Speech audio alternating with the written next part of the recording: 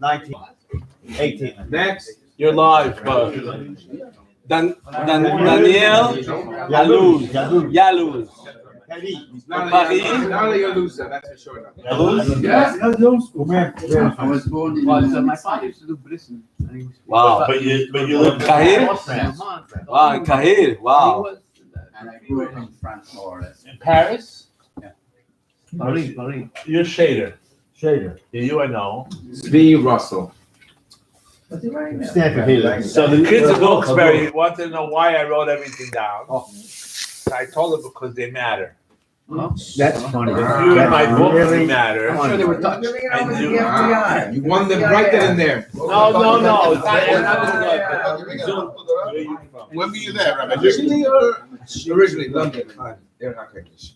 Oh, very funny. Okay, and Nachman who the That's a son of Moshkovsky. I'm British. That's correct. Absolutely. Okay, you must be Liberov. That's Zali. Zali? No, Manchester. Benson. He's from Upper Park Road. I call your father's. What was his father's name? Sadia. I call him Sadi. He says name Sender. I said no. It says in Perek Beis in Tanya. Haben Nimshach Melech Ava. He says it was gerecht Geshenberg. So you're Shnei Zalman. Touche. He's Shnei Zali Zalman Sadia. from Upper Park. Yeah. He lives on Not Upper Park Road. Okay, you I know. Shaltiel Lubavitch. No, close. Shaltiel. Sin Aleph Lamed Tav Aleph. Shaltiel Lubavitch. Where are you? Yeah, and Rabbi Slow. Dave. Stolishevsky. Stanley? Moshe Down the Zalman. road. Hakoyen. That's the road. The Jacobs up there. Oh, very nice. You know Windsor. Avraham Windsor, Meir. yes. 42. Abraham Meir Kahana.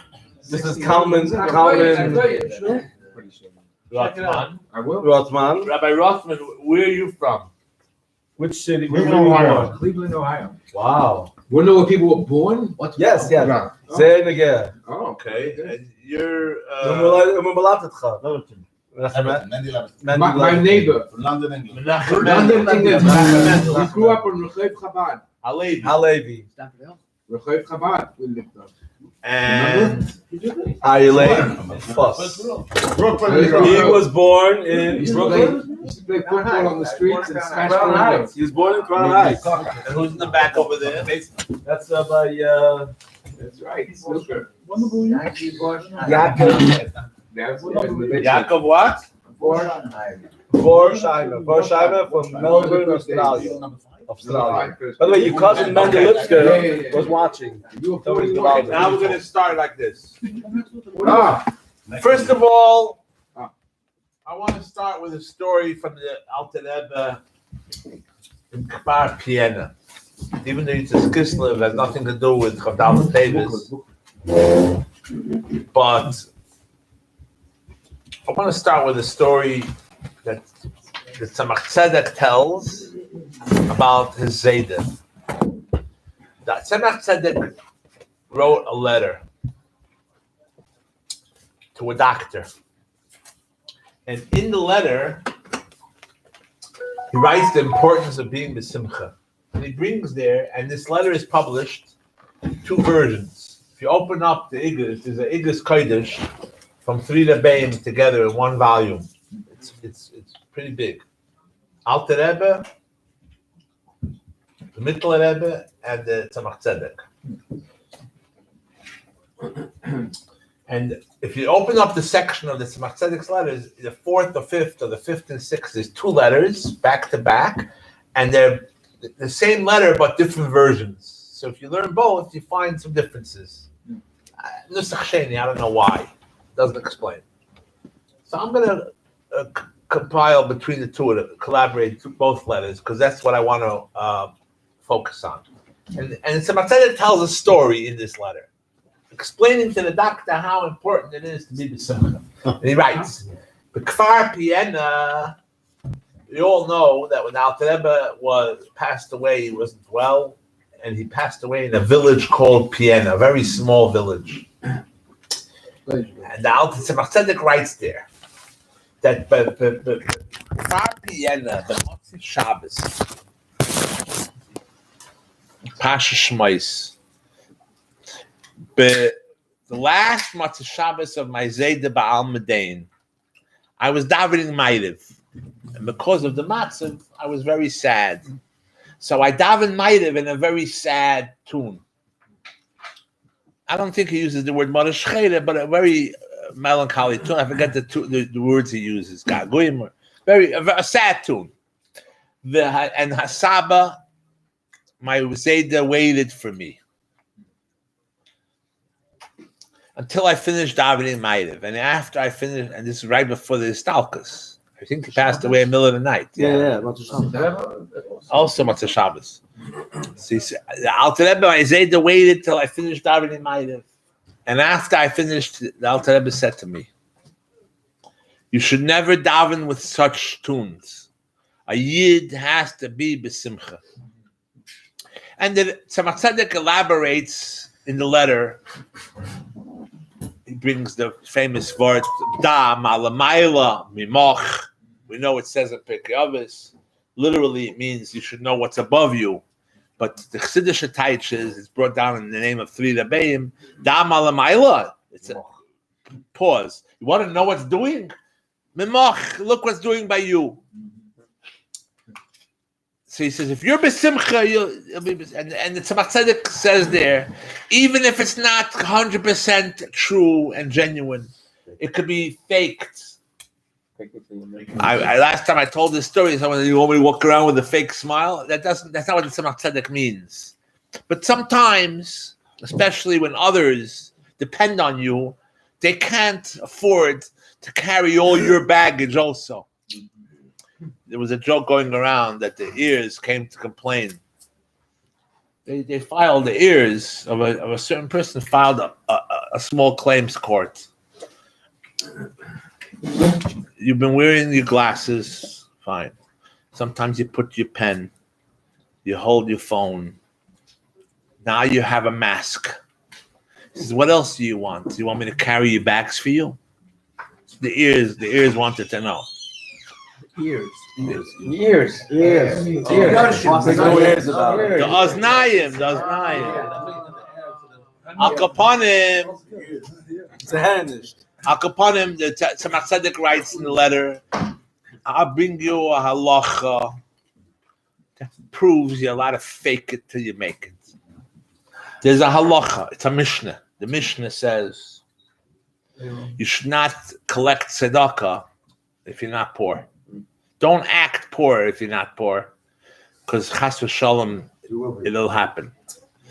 Don't act sick if you're not sick. That's where the minhag of not wearing crutches or sitting in a wheelchair or in plays. We were very, very careful all the years as a child.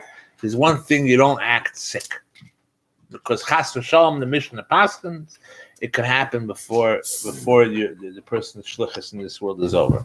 Says the Tzemach Tzedek in this letter, and again, you can see it twice because it's a little different lashon. And the Tzemach Tzedek says, "Meruba midatayva mimidaporanis." We know that good things come in this world in much greater measure than negative. So, Dr. Mishnah paskins that if I act not healthy, if I act not rich, it's gonna come true. So if you act happy, I didn't make up this kal v'chemer myself. The Tzemach Tzedek says, so if you act happy, Allah has kama v'chama, that you will not die before you become happy. And the simple science is that you make a keli. If a person practices smiling, you'll see that people who laugh a lot, they have these laugh lines. Usually they're on the side of the eyes. There are people who are chmurit, they're worried, and that gets engraved in your forehead. And then there are people who laugh easily and laugh lightly, and that also becomes engraved in your lines. So if you act rich, you become rich? Some people say that yes, that you should look. That's sometimes mazel. There's a lot of things. Working hard, like the Rebbe said about washing dishes. Someone asked the Rebbe, "Is it a skula to fold your talis, Matzah Shabbos?" So the Rebbe said it's a bigger skula to roll up your sleeves and wash the dishes. But I want to sing a niggin, and before that, I want to give you something to think about for our next conversation. In the story that I mentioned,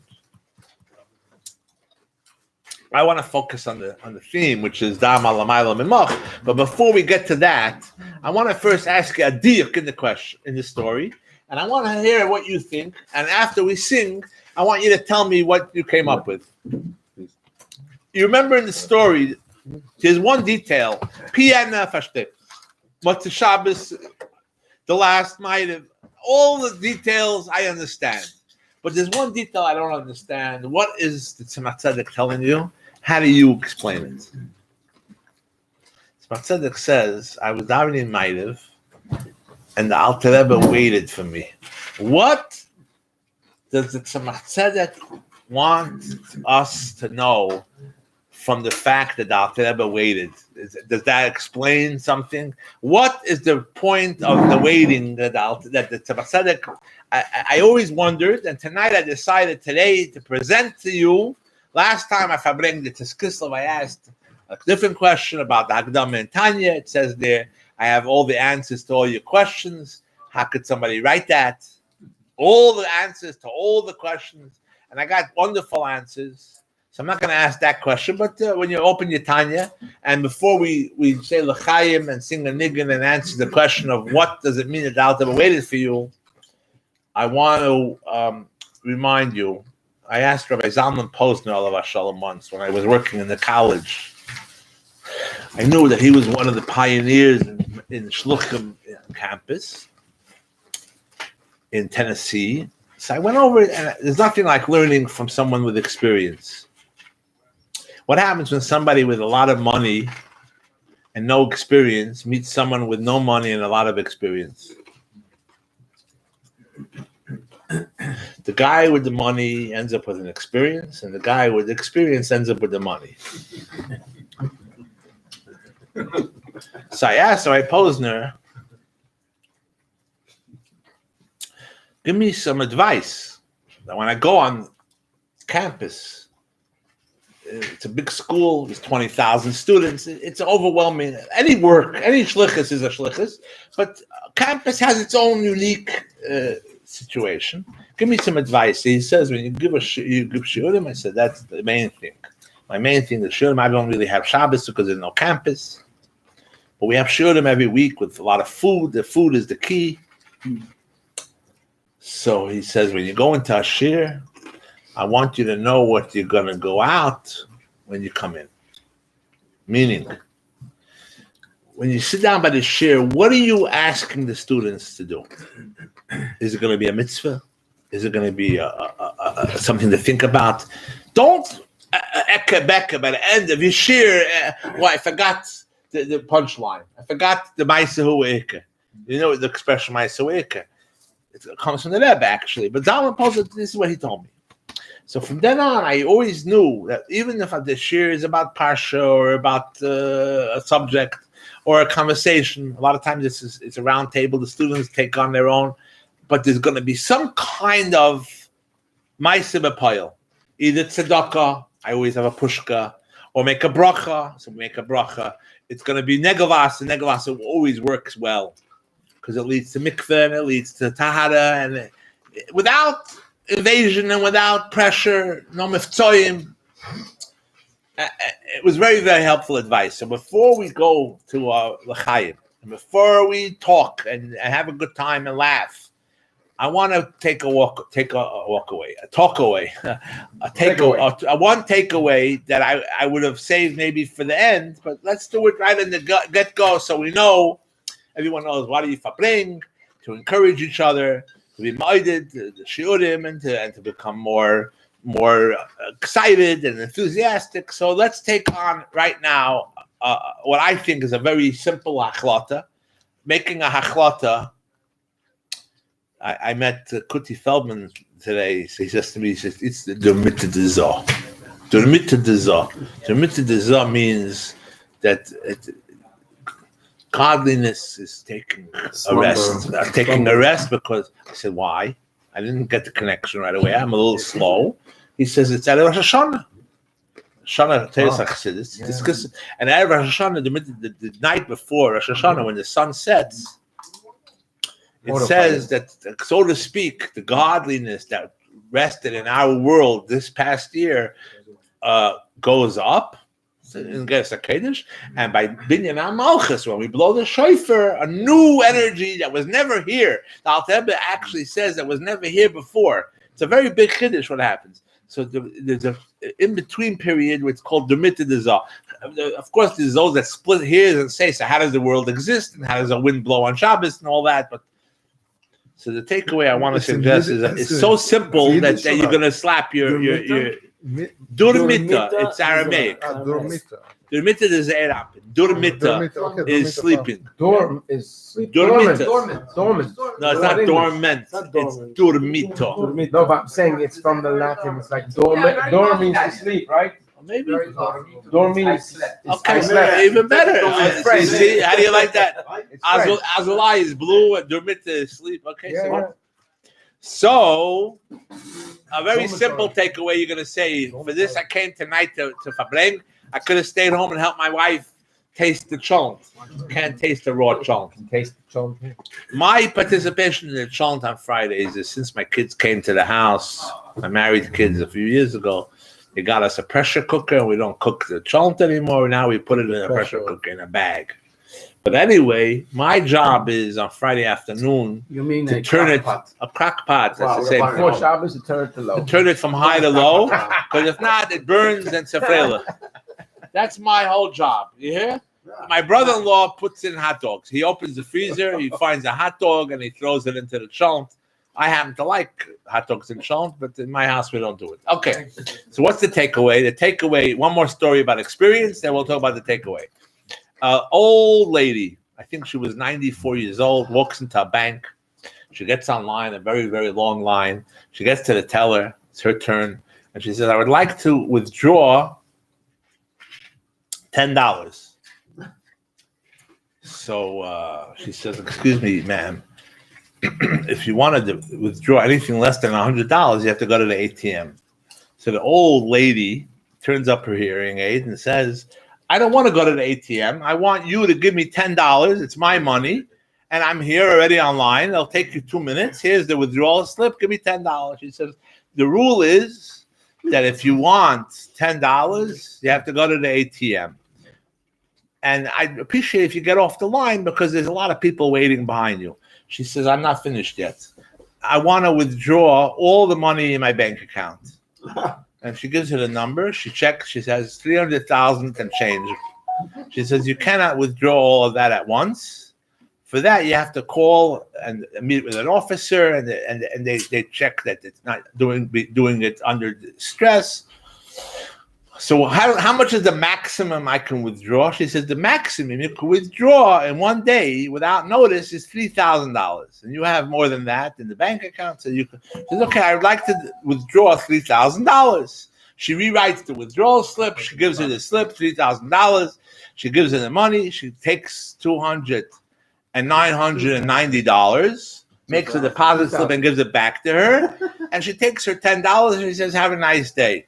And whoever sent out this WhatsApp writes, the moral of the story is that you never mess with an old lady who has a lot of life experience. But it's just, I just thought it was amusing. I like the Vart.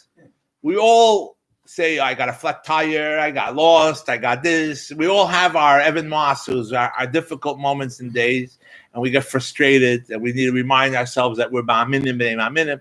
But when I think of the story with the experience, I remember everything is an experience ultimately. Stop looking at it like you're some kind of superhuman. We're human beings, and Hashem sets up the world in a way that you're going to learn every day something new. So the takeaway I want to suggest is so simple that you're going to wonder why I made such a long introduction. The simple is but it's for myself, and I think more than one of us might be able to also benefit. If you look in the calendar, on Shabbos, actually tomorrow, which is already tonight, we finish Tanya. Kuntis Achlan. It's only once a year this happens. It's going to take another year. So I'm giving. You could say I heard it here first. You hear people in Australia? Tonight we finish Tanya. Tomorrow till tomorrow. Some people mahaded to do it, but by 6 o'clock, so that when they can't make kiddush. Now there's a new app that tells you what time you're now going to make kiddush on Friday. It used to be 6 to 7. There are people who have a time. Now there's an app for it. But what happens if you don't use the app on Shabbos? So there's people who look it up before Shabbos. But anyway, what's the difference that Tanya finishes tomorrow? Because everyone has an opportunity. We have a clean slate. Comes Shabbos morning or Friday night, and in the beginning it's just the Sharblat. Right? It's an opportunity to get back on track. We all forget. We're busy. We talked before in Teda about how busy we are and how machshava. So how many descriptions the Alter Rebbe writes for a human being? You could think the Alter Rebbe lived on a different planet. He lived on our planet. With his machshava zaris, some avalvulas, some matridis. It's not enough to say avalvulas. It has to be matridis also, and it has to be maple ruchay. The Alter Rebbe wants to cover all the bases. There are some people who machshava zaris disturb them. So other people, it brings your spirit down. All the things it does. So things happen, especially the last couple of weeks. If you've been reading the Geras HaKodesh and Kuntzes Achron, I'm sure many of us got lost, and we sort of lost that excitement. Tomorrow, you have a chance to start anew, and the first few prakim everybody knows Aleph and Beis, Nefesh Hashem is B'Yisrael, and the Levushim is it Levushim in Gimel? No, Levushim Adalit, Machshava Debra Maisa, and Gimel is Dimyein is Shav, right? And then the Mashal of the Irktana. You have the first 9 prakim, then you have, of course, soon Lamed Beis. Before you know it, we're back to Yegeres HaKodesh. You don't have to worry about the difficult parts of Tanya. In the beginning, it's an excellent opportunity. So let's say l'chaim, and make a decision that I'm going to try to learn Chitas more carefully. People, there's a lot of talk about how there is extra time between all the apps and between all the extra time that we were given. Some of us by force because we can't work, and other reasons. There's a lot more time. So now we have to take the time and say, I'm going to learn Chitas or Rambam. So now is an excellent time. Let's take an opportunity to say L'chaim, and when we do it Barabim, we say that we encourage each other, and it should be b'simcha, not because we're forced, not because you feel pressure. L'chaim, L'chaim. Yeah. And Ata bechar l'chaim, l'chaim.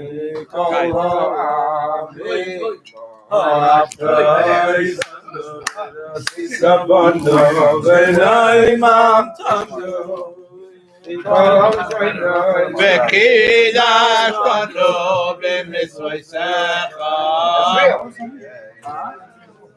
Tomorrow's my night. B'vaydasecha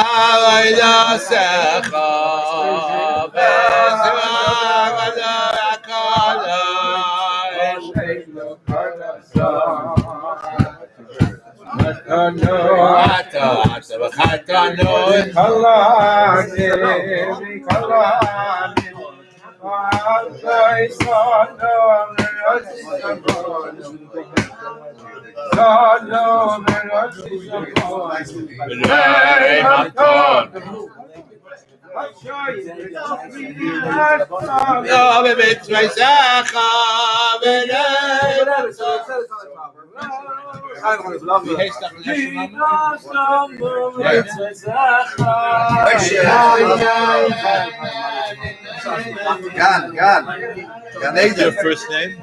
Shmuel. You taking attendance?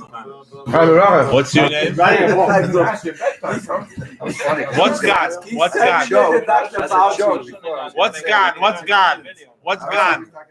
Gan. I become Gan. Don't give me propaganda. No, I became 53. The real what? Yeah. From From Switzerland. He's trying to get to Dr. Fauci. Anybody want to answer the question? Why does the Tzemach Tzedek mention specifically that the Alter Rebbe waited? How does that change the story, one way or another? Oh, what's that? That's No, what I'm asking. Oh, you're asking us. Yeah. I'm not gonna tell. Rabbi Sher, Not a rabbi. I work for all of it. Rabbi Shimon, I was Shimon Alevi. Shimon Alevi. Rega. the Bostonian. Rabbi, you mentioned that. I see it. You know that. He's sold his story. Yeah. Yes, The Rebbe said that they have a clip. The Rebbe says, "Gershon Be Jacobson, Zog L'chaim, aber nicht auf Tint." Say L'chaim. My father was a writer. So the Rebbe says, "Say L'chaim and not on ink." So someone says, "Not Jacobson, Jacobson." So the Rebbe goes, "Jacobson, Jacobson." The Rebbe liked Jacobson was more Jewish. Yeah, let me hear that. Shimon. Only thing I think of is that it teaches That's why I left my that phone in the teaches car. you If Yeah. you gotta go to Mashgiach. What? If you gotta go to Mashgiach. What's the connection? About 2 and then 1. I waited for you. He was a matzif, and it wasn't a good matzif. Good night, Laluz. Yalu. Officially, Good night. so you can't. Ain't a matzah. Ain't a matzah. Ein chavush. Matzah asmoy. You Right. have to go to somebody else. But what's the connection with that he waited for him? I tell you what I think. Well, Wait. if he was no one Emerson, it might be difficult. No. But I'm saying, what's the connection of the mashpia and the waiting? In a if Dr. Rabbi was not solid already, so it would be difficult. Maybe they can access him. You mean he waited? Then you could Not you tell him shouldn't that. be his stalkers. Maybe you tell him that he shouldn't be that matzah. Oh, okay. Hello. Okay, let me hear your answer. So the Histalkus. Who's next? Anybody else want it? I'll take it. Okay. His Histalkus hadn't reached its shlemus. In other words, his life had not reached its shlemus until that pillar came through. And I tell you, endless to Part of them, the shlichus. Part of the shlichus. endless to them. Okay, when my mother was nostalgic, going back a good few years, it was a time where the doctors couldn't understand how could she still be here. All the signs showed that there's nothing there. There's nothing, and they couldn't understand how she could still hang in. And it happened to be that time, all her children, including my uncle Shokon, we all flew in from everywhere, from Toronto, from Montreal, from New York, everywhere. We all flew in to be by her for that. It was on a Wednesday night. I'll never forget it. You mentioned about davening, Morish Chodesh. I'm telling you, that Shema Kalenu in that Ma'ariv, which was a few hours before she was nostalgic, I said the Gossen Klaren, Hoshet Shema Kalenu. And for months after, I couldn't say Shema Kalenu without tearing up. So that really brought back memories. I remember after I finished Ma'ariv, I called Levi Sudak because he was a good friend. I said, we're holding out. I'm almost sure it's mamish happening. What do I do? He said, I'm coming. Don't come. Stay where you are. Just tell me what. He told me what to write. The Lashon, what to write. Came out of Ma'ariv, and we were all made up that we're going to spend like a few minutes with her alone. and just pour our heart out, whether she hears or not. So we went in from my sister. I'm not taking away from what you have to say, but I'm just saying. Don't worry about it. From my sister all the way through to my uncle, we all went in for an hour, 10 minutes, whatever. We all came out to Farbrengen, you can imagine. Then after we were all done, this was already at 10 o'clock at night, 10:30, whatever. So we said, now what? So he said, let's go in there and sing the favorite Nagunim. And we started singing all the Rebbe's, all from Telem, all the Rebbe's Nagunim from the Nasias. Right. Started from the beginning all the way.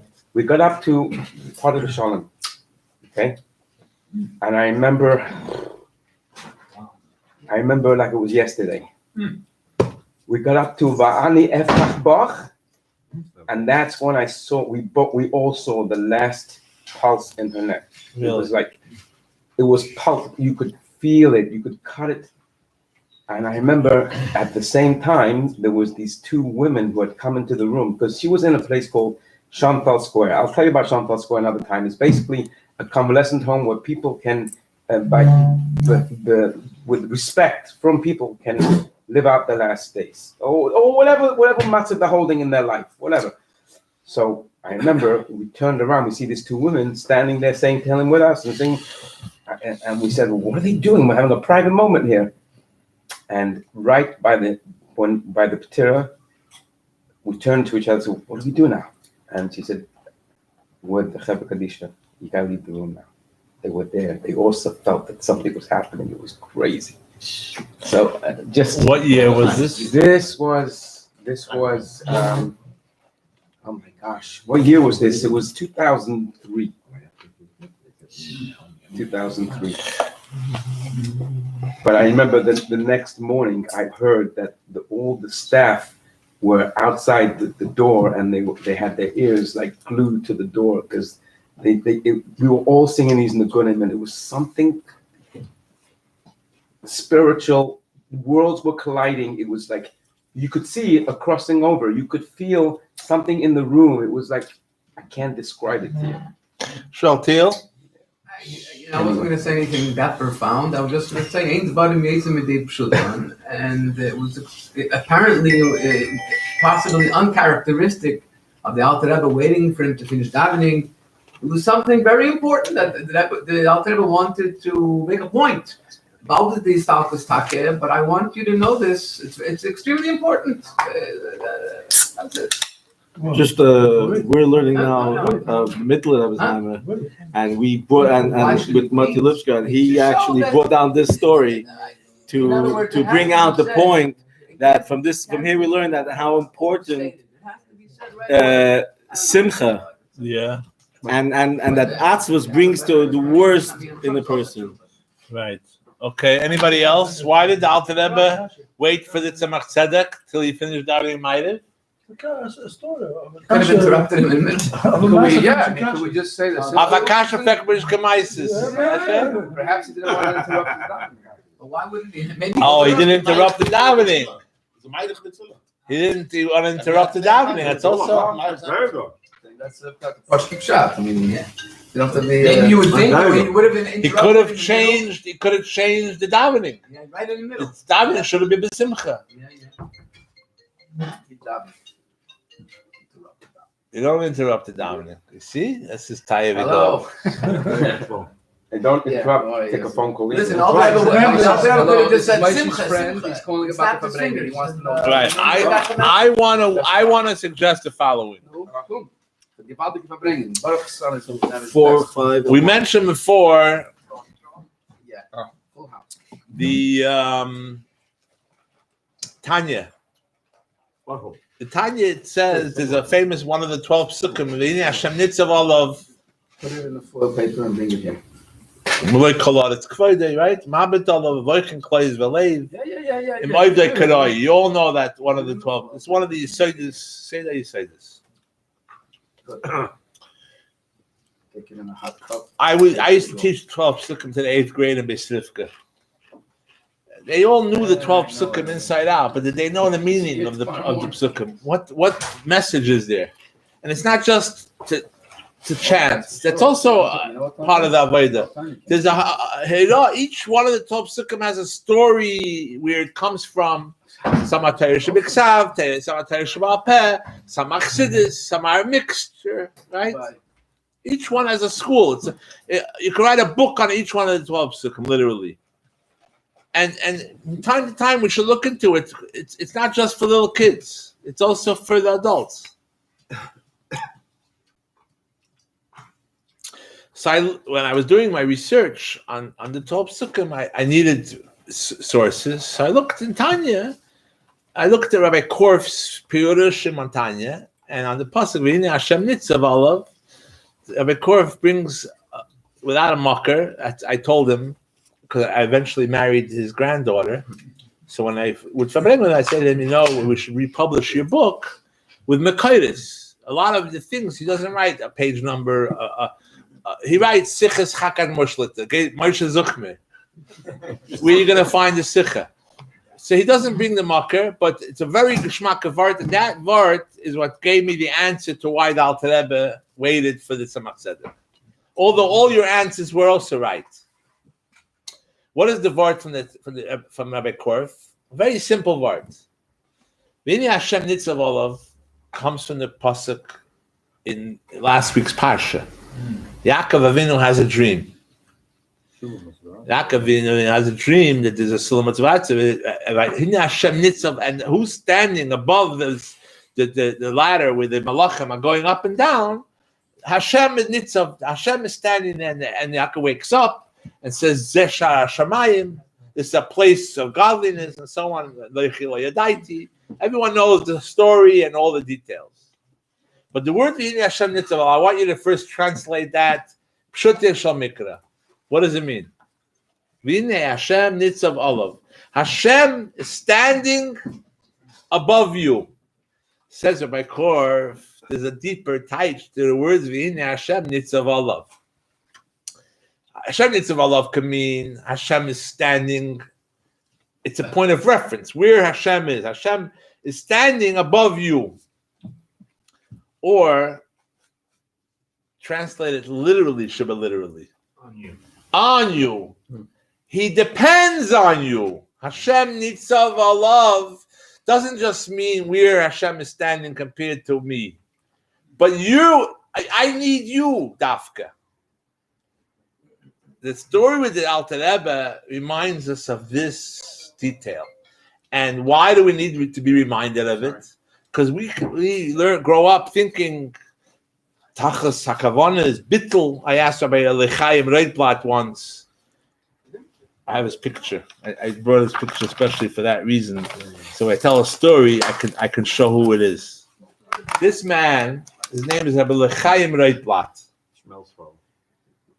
Rabbi Chaim Reitblatt was standing in 770 by Mizrach.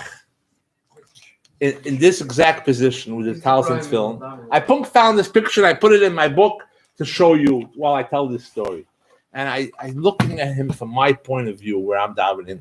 My davening, the time you finish putting on your film, you're taking them off, you forget. That's why the Ashkenazim and the Sfardim is clockwise and counterclockwise, because you don't remember if you're putting them on or taking them off. That's where the marker for the difference is how fast we daven. So I decided my machshava zaris after davening is over. Not my davening was over before it started, but after Rabbi Chaim finishes davening, which took a few hours, I'm going to ask him a question. It took me a long time to come up with a question. You don't want to ask a stupid question. I'm a little old man, so I go over to him. I said to him, "Was will Chassidus?" Short and sweet. Short man, short question. Was will Chassidus? 3 questions, 3 words. I didn't. I once after Farbrengen, and then the Futterfuss comes over to me, and he says, "What did the Rebbe say?" This Sicha. Farbrengen, he used to ask a lot of people.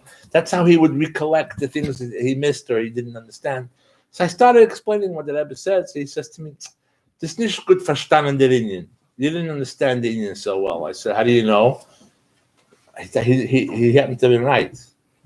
But how did you know? Either you understood better, or he says, "Du machst so viel mit der Hand." You're making too much with your hand. That shows that you don't. Anyway, so with Rabbi L'chaim, I didn't make with my hand. I said to him, "Was vil chassidus?" The way he answered was more important than what he answered. The way he answered was chassidus sheyid, like I mentioned before, David with the ufaratzta. You have to such an answer. You didn't have to think. How am I going to explain to this younger man what chassidus wants? Which volume of chassidus? You want some Vav, Ayin Beis, these Rebbe, that Rebbe, chassidus. Funnel all the chassidus into 3 words. How? So Rabbi L'chaim didn't immediately answer, but it took only a few moments. Not even he didn't make me wait. Guy's asking a question. You're going to give you the respect you deserve? He says, Machen. He answered almost as short as the question.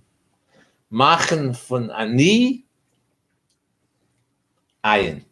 That was his whole answer. He didn't explain it. No Rashi, no Tosfos. You go figure it out. Machen von ani. We all have an ani. How do we know ani? Did everyone say Farbrengen? We don't say ani moida. You could have said ani moida. We say moida ani. Why? Beautiful answer. Because I thank, therefore I am. To paraphrase a famous expression. Your ani is because you're able to thank. The ani is a product of the moida, not the other way around. Ani, ich bin the grace, and I am the personality that's going to offer thanks to Hashem. No, the ability that a person could say thank you, that's what makes you a person. Ani, moida ani. Machen von ani. So we all have an ani. That I don't have to remind you.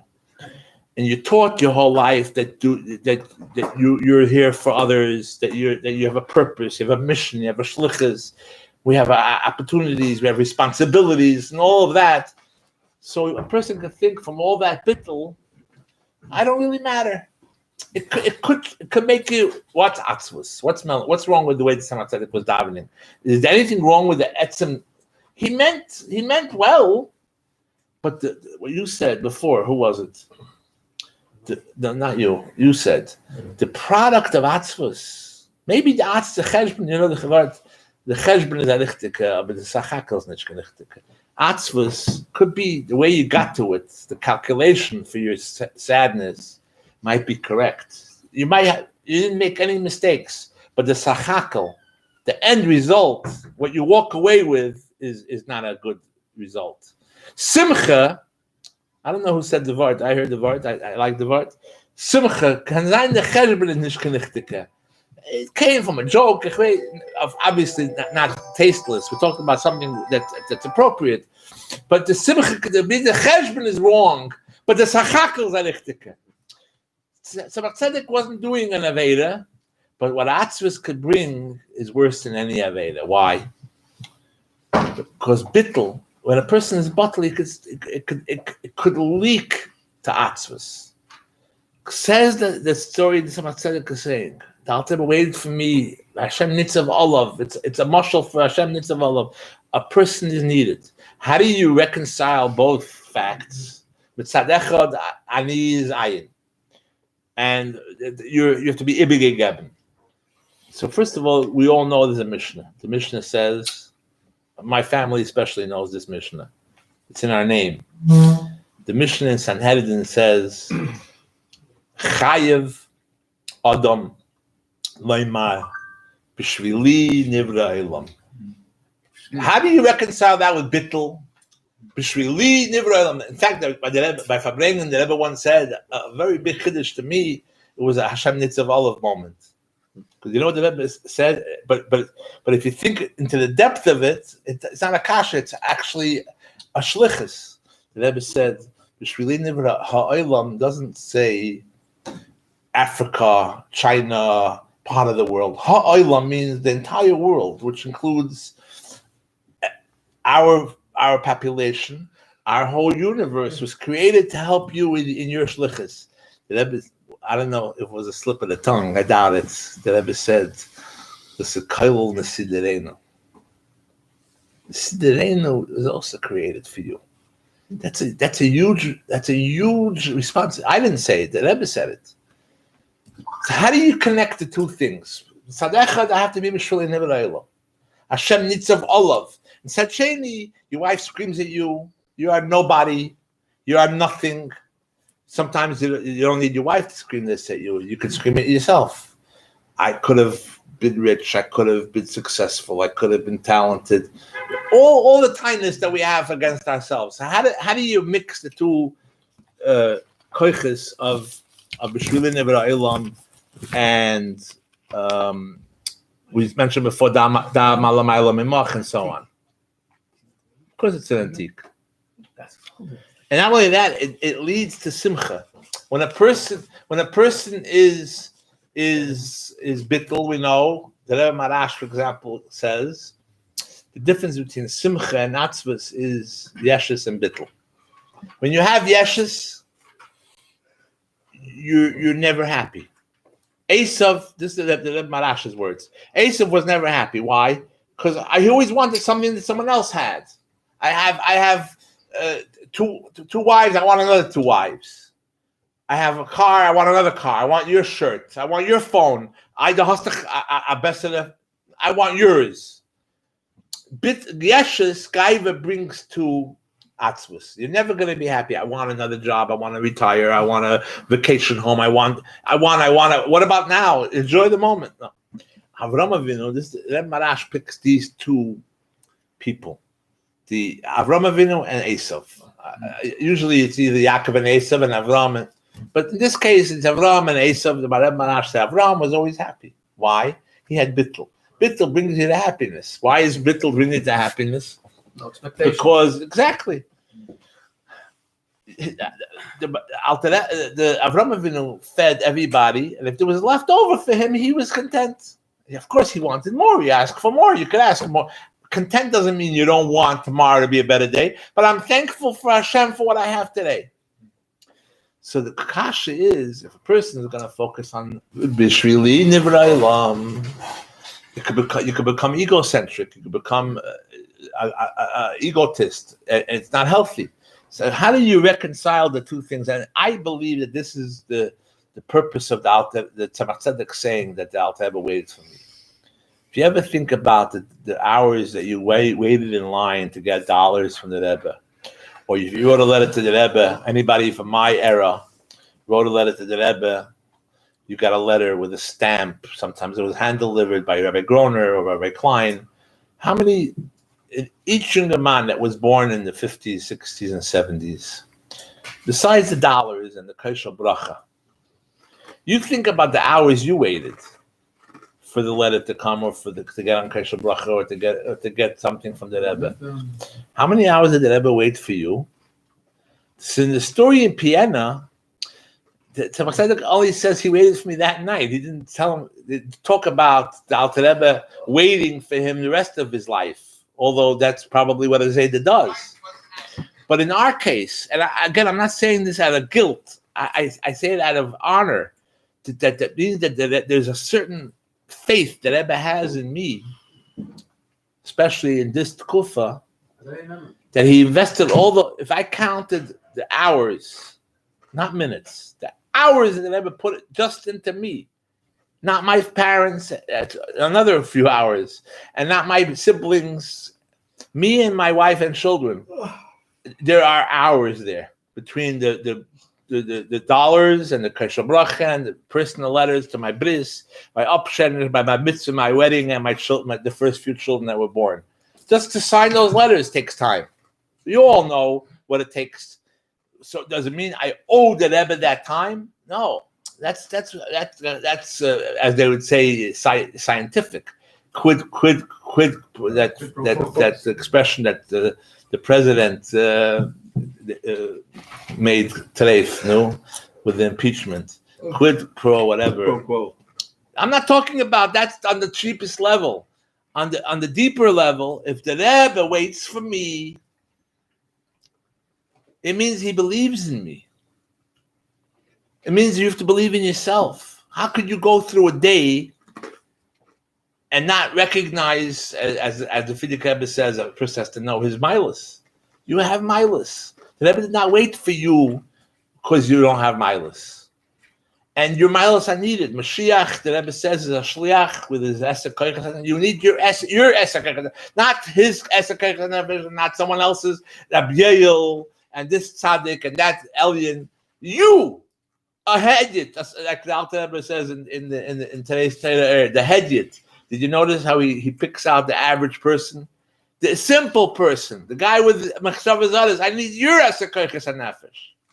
That's critical to the shlichus. That'll empower you. Now, it doesn't come without a small price to pay for shteitzach. The Rebbe said he needs you to have a laugh. You don't come with an empty laundry bag. You come with a whole army. Abba Meis Ishimai. The Rebbe says to us by Farbrengen, I have a bakosha nafshis, a personal favor. Sela Charav. Younger man calls me this problem, that problem. I said to him, you have a Rav? He says to me, I have a Rav, but I haven't talked to my Rav in months. He has no time for me. I said, he won't feel bad if you make a new Rav. A pinch hitter Rav. You're not replacing him. A person should not go to sleep without having a Rav. You don't have a Rav available? Make a temporary Rav. A friend, a neighbor, someone in your house. But you cannot go to sleep, just like you don't go to sleep without kissing the mezuzah or washing negavas or brushing your teeth. The havdil, I mean the brushing the teeth. A person should not go to sleep without a Rav. It's a little late now to appoint a Rav. Tomorrow night, don't go to sleep without a Rav. I'm not joking. It's not a lot to ask for. That's all that I've asked. And trust me, a Rav will save you from your good days and your bad days. What do I mean by that? We all have our good days. Today, I had a great Farbrengen, I had a great shir, I have good friends. The bank didn't call me with that I'm all withdrawn. Everything's going well. My wife said she likes me. Whatever it is. So the next day, we all have a condition called burnout. Yesterday was a perfect day. It couldn't have been better. What now? You come to your Rav, the Rav tells you, listen, Harry, it's not as good as it looks. It's good, but it's not as good. It could have been better. It will be better. Tomorrow you have another opportunity. You have more horizons. Adarabah, you have what to count on, your momentum. Let's take not such a good day. Nothing goes well. A pancha, you got a flat. You come to your Rav, and the Rav says it's bad, but it's not as bad as it could be. The Rav readjusts you. He recalibrates. By GPS? We're recalculating. It's very important to have someone objective. The Rav is not some kind of magic potion. It's simple. It's simple. He's neutral. He's not subjective like you are. You see your problems and you feel the weight. The Rav hears it more like a crossword puzzle, like a maze, and he sees both points. He can tell you how to get from the beginning of the maze to the end of the maze. You're in the middle of the maze. Kecharis. You know the story with the Yankel Katz. Yankel Katz was a Yid from Chicago. You'll know him from the Hakafis. If you remember Hakafis, he used to carry that big Mashiach Sefer Torah. In the beginning, he had no beard. Then at the end, he grew it with this white big beard. A balabas from Chicago. So he was very friendly with the Rebbe, and his family had a shach with the Frierdiker Rebbe. So he would ask the Rebbe business advice. I forget what business they were in. And one time he didn't. You always listen. One time he didn't listen. It was too risky, too tempting, and he didn't listen, and he lost a lot of money. He was very embarrassed. More embarrassed that he didn't listen, and the Rebbe sort of wasted his advice. So he avoided the Rebbe for a while. And then one day he was in New York. He said to himself, "Pasnish, chassid, a friend. This is because I'm ashamed. That's why I'm not going to go see the Rebbe." So he called and asked for Yichidus. He goes into the Rebbe. It was a frozen silence. The Rebbe felt the shame and his guilt and regrets, and he didn't know how to change. make the first opening. So finally, he tells the Rebbe, "Can that tell the Rebbe a Maisa?" So the Rebbe said, "Yeah." He said, "I'm all going to Shtad Ganev." There was once a city Ganev. How did he make his Geneva? The houses have chimneys. He would climb down the chimney and clean out the house, and then to let himself out, and that's how he did his Geneva. One night, not to his great mazel, he picked the rabbi's house. At 2:00 in the morning, usually there's nobody to help him in the Geneva. He pops into the fireplace of the rabbi, and the rabbi sitting and learning in his study. And he says, "Shalom Aleichem, Reb Ganev." 2:00 in the morning, Mistama Hasta Azeya Grace Shaila. If you're coming to me at 2 in the morning, he didn't mention which route he took. You probably have a very important question. He says, "Yeah, Rebbe Chabak Shaila Feich. Wie kriegt man von da terrorist?" How do you get out of here? The Rav takes you and readjusts. The milas are great, but there's more to come. A person that's a shlichus, Eberstedt says in Chassidus, calculates every neshama's time. You need X amount of years, X amount of minutes, X amount of hours. It's not stam another Monday, another Friday. If you have a Friday, this is the Friday. It's of olive. Just like we mentioned before, you need it. The day is needed. Every day has its own shleimus. It's not monotonous and boredom. That's when you don't learn Chassidus. When you watch Fox News, a ganzen Tag and a ganze Nacht, and it's a void. So then it's what's the difference today? Yesterday, it's the same Fauci Corona. But if you learn Chassidus and there's excitement, it's a new bria, it's a brand new Chiddush, it's a naya mitzias, a naya maisa. So your whole shlichus Chiddush, the Rav reminds you that there's so much to accomplish. So and it's not a dread, it's a there's a world ahead of us. Someone tonight, I got a text. It said the Eibishter is recalibrating the entire world for Geula. Look, of course, you have to be a maimin with all the nonsense and silliness, but we are believers, and the world did get a huge shock treatment in the last year, and we still don't know if we're coming or going. I recently read. I brought it with me too, just in case. I decided, it became an old Torah, but even the old Torah, you have to sometimes reread it. And I found this in my notes. It's the famous Yalkut Shemaini. You know the Yalkut Shemaini?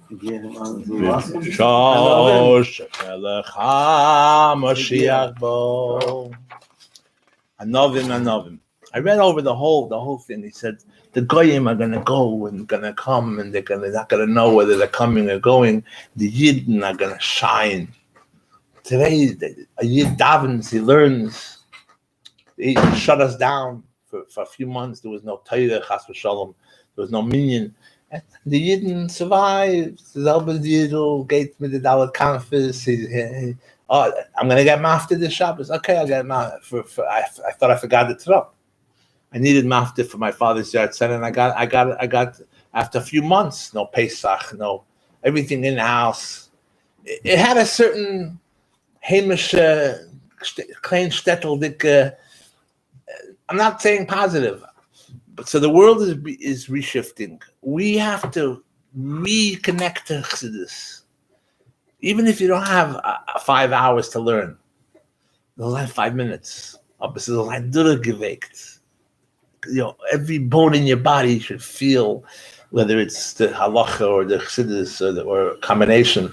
And again, some people are very good in halacha and Rambam and Nigla, and not so good in medrash and chassidus. And some people the other way around. Not everyone has all the capacities, and that also breaks you.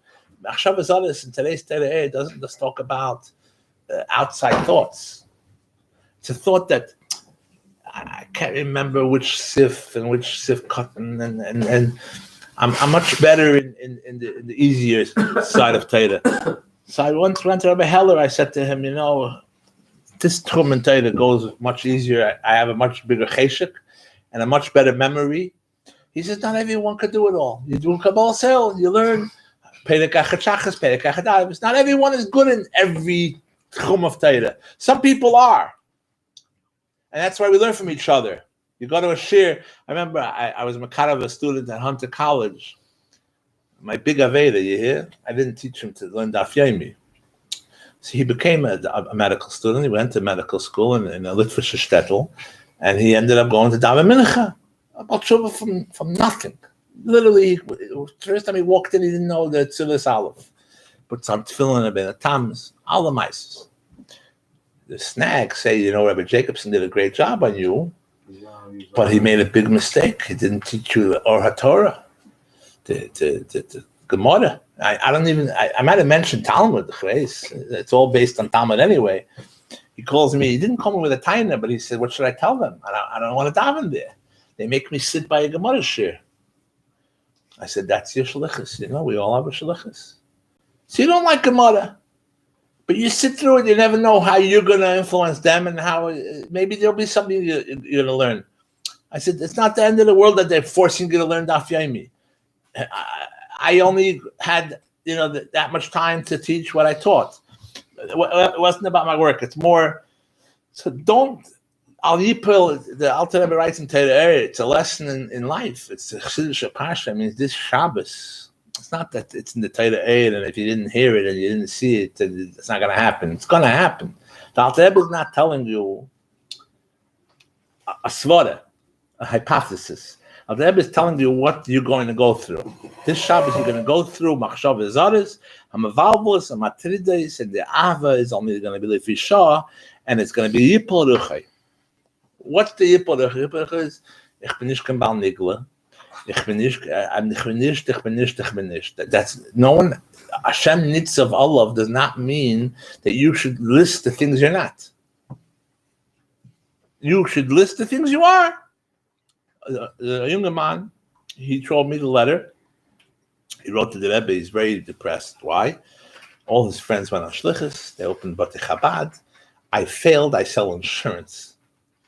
I'm a lousy insurance salesman. He writes this all to the Rebbe in a very tzibrochenkite. The Rebbe writes, Harei. I saw the answer. Harei bona dira b'tachtenim lamata. Kan be'elam haza. You built the dira b'tachtenim. A simple accomplishment. You pay your mortgage and you worry. This is the Eibishter picked us to do what we have to do. If you could do more, you do more. But the first thing is Haibana Dira B'Tachtenim. The Higdil Niladim, and he raised children that built Jewish homes. And Kama Pa'amim Hiniyach Tfil Talis V'Tfilin B'Beisei. The Rebbe just wants to know how many times did you put on talis and tefillin in your house. I'm giving you an example. The point is, you want to be besimcha. It's not about flying to the sky and changing the world revolution. It's a deed, one smile, one point of strength. And ma'at doicha harbe choshech, chayim everybody should be simcha peiretz geder. And I want to share with you one last story, and then we're going to sing a song and maybe say and say another word. The story was after the Mizritcha Magid passed away, there were a lot of Talmidei HaMagids, and they weren't sure how. I just found this show. You saw that article? Yeah, how they're going to pick a Nasi. So there's different versions of the story, what Tanaim they made to find a Nasi. But one of the time was whoever can give an Eitzah for Gaiva is the Rebbe. Because Gaiva is like the number one problem. So they went to each Talmud, and each Talmud one said it's impossible and there's no answer. And they did try answers, this ahead and ahead. They come to the Alter Rebbe, who I think was known as the youngest. I don't know if he was, but Koil. And they said, Gaiva. So the Alter Rebbe answered with a question. Gaiva v'agdula l'chaye lamim. If there's Gaiva in this world, it's not your Gaiva. It's the guy of the Eibishter. So a person should stop worrying about that. Everyone knows the famous story. You don't know the second half. Meaning, the text zu viel wegen sich, yeah? I'm a good speaker, I'm a good disser, I'm a good datter, and that's ganz Chassidus Mont, ich soll werden ein, und ich bin a yesh, a größere yesh, jeder Mal, was ich verbringe. So the Rebbe writes in the Iglis Kedesh, he brings the story at Tzibelazov in the Veren, but Chassidus aus der Chazan, and he writes one line, this line, of them alinkem and Ge'arikud. He writes, Befrat, Shegai v'yi yebein kach. Befrat Shegai v'yi, the Rebbe has to add an answer. Tzibelazov from the Chassidus aus der Chazan. Klar, yeah? No. Ubefrat shegaive yi benkach, which means you're gonna be a big shot anyway. It's not for this, it's gonna be something else. A guy calls me, Shalom Bayis counseling. So I told my son, he says to me, you're a counselor? And when did you become a marriage counselor? Who's gonna counsel you? But anyway, I said, I don't counsel, but people call me.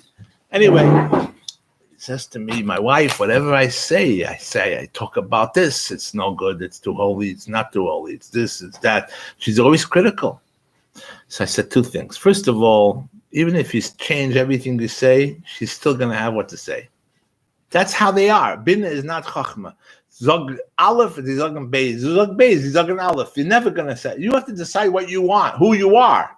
She's going to chirp anyway. And that's my second point. It sounds critical, but that's just the pitch. Women have a different pitch than men. Men, they talk, men go like this. Yeah? Women, it's the pitch. Where were you?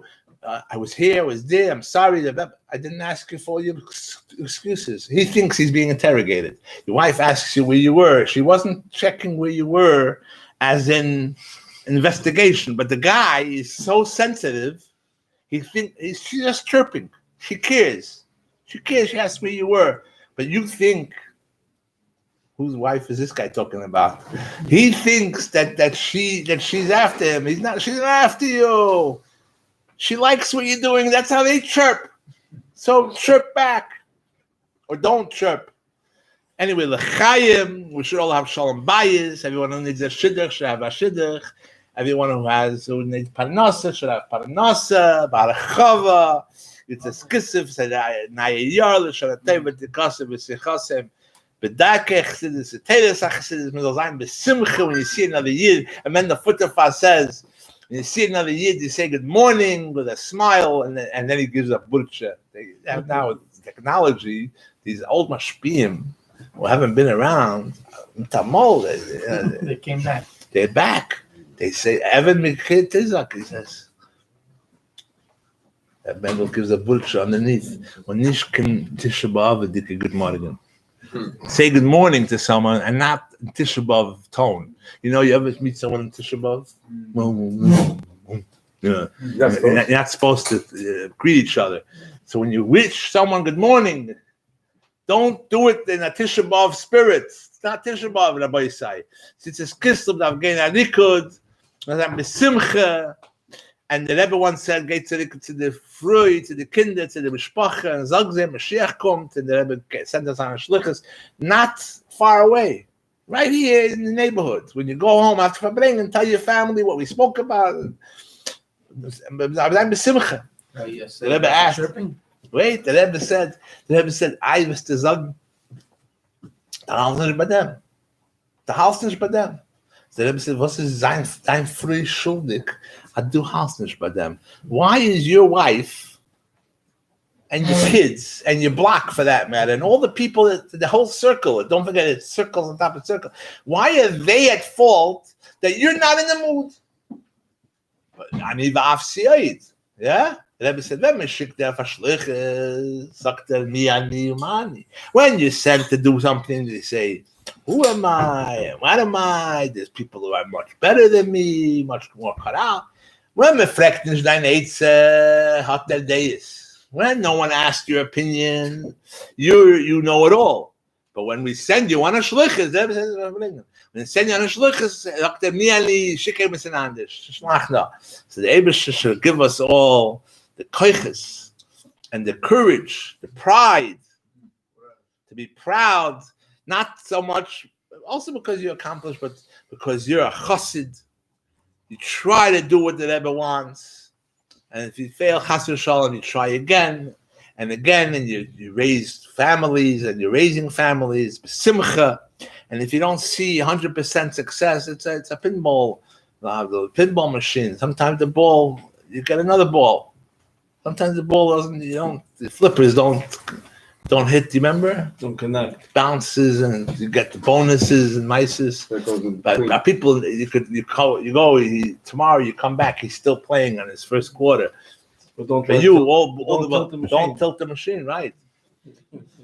It happens. We don't always know the mystery. We don't understand the unique mission that some of our kids have. Sometimes the kids are they look like they're a little bit mizakt.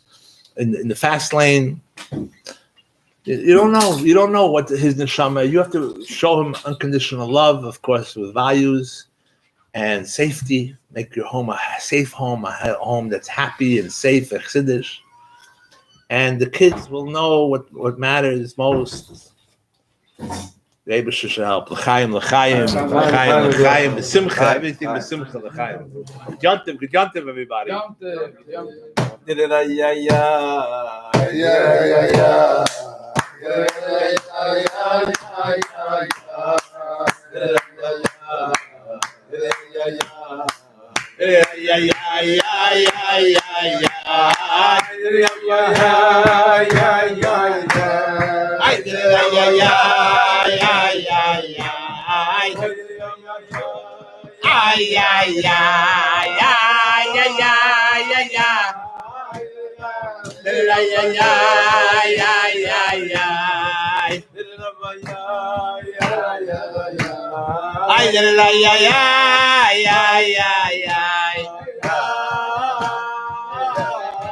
wanted to add one more nekuda. This is really my closing line. I have one more story, but I don't know if we're going to get to it, but there's one thing I wanted to say on a personal note for the birthday boy. Is that a Hunter College yarmulke? I'm curious. Yeah, actually it is. Yeah. The Republican one. I also have a Democratic one. And I have one that's Democratic and Republican. You got to work both sides of the I have it's different colors. Anyway. Good for you,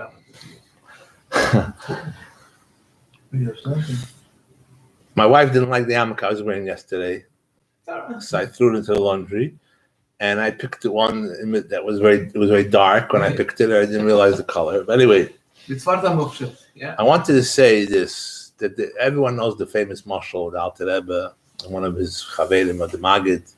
They found the blettel chassidus was valgenzich. Some people say it really got dirty,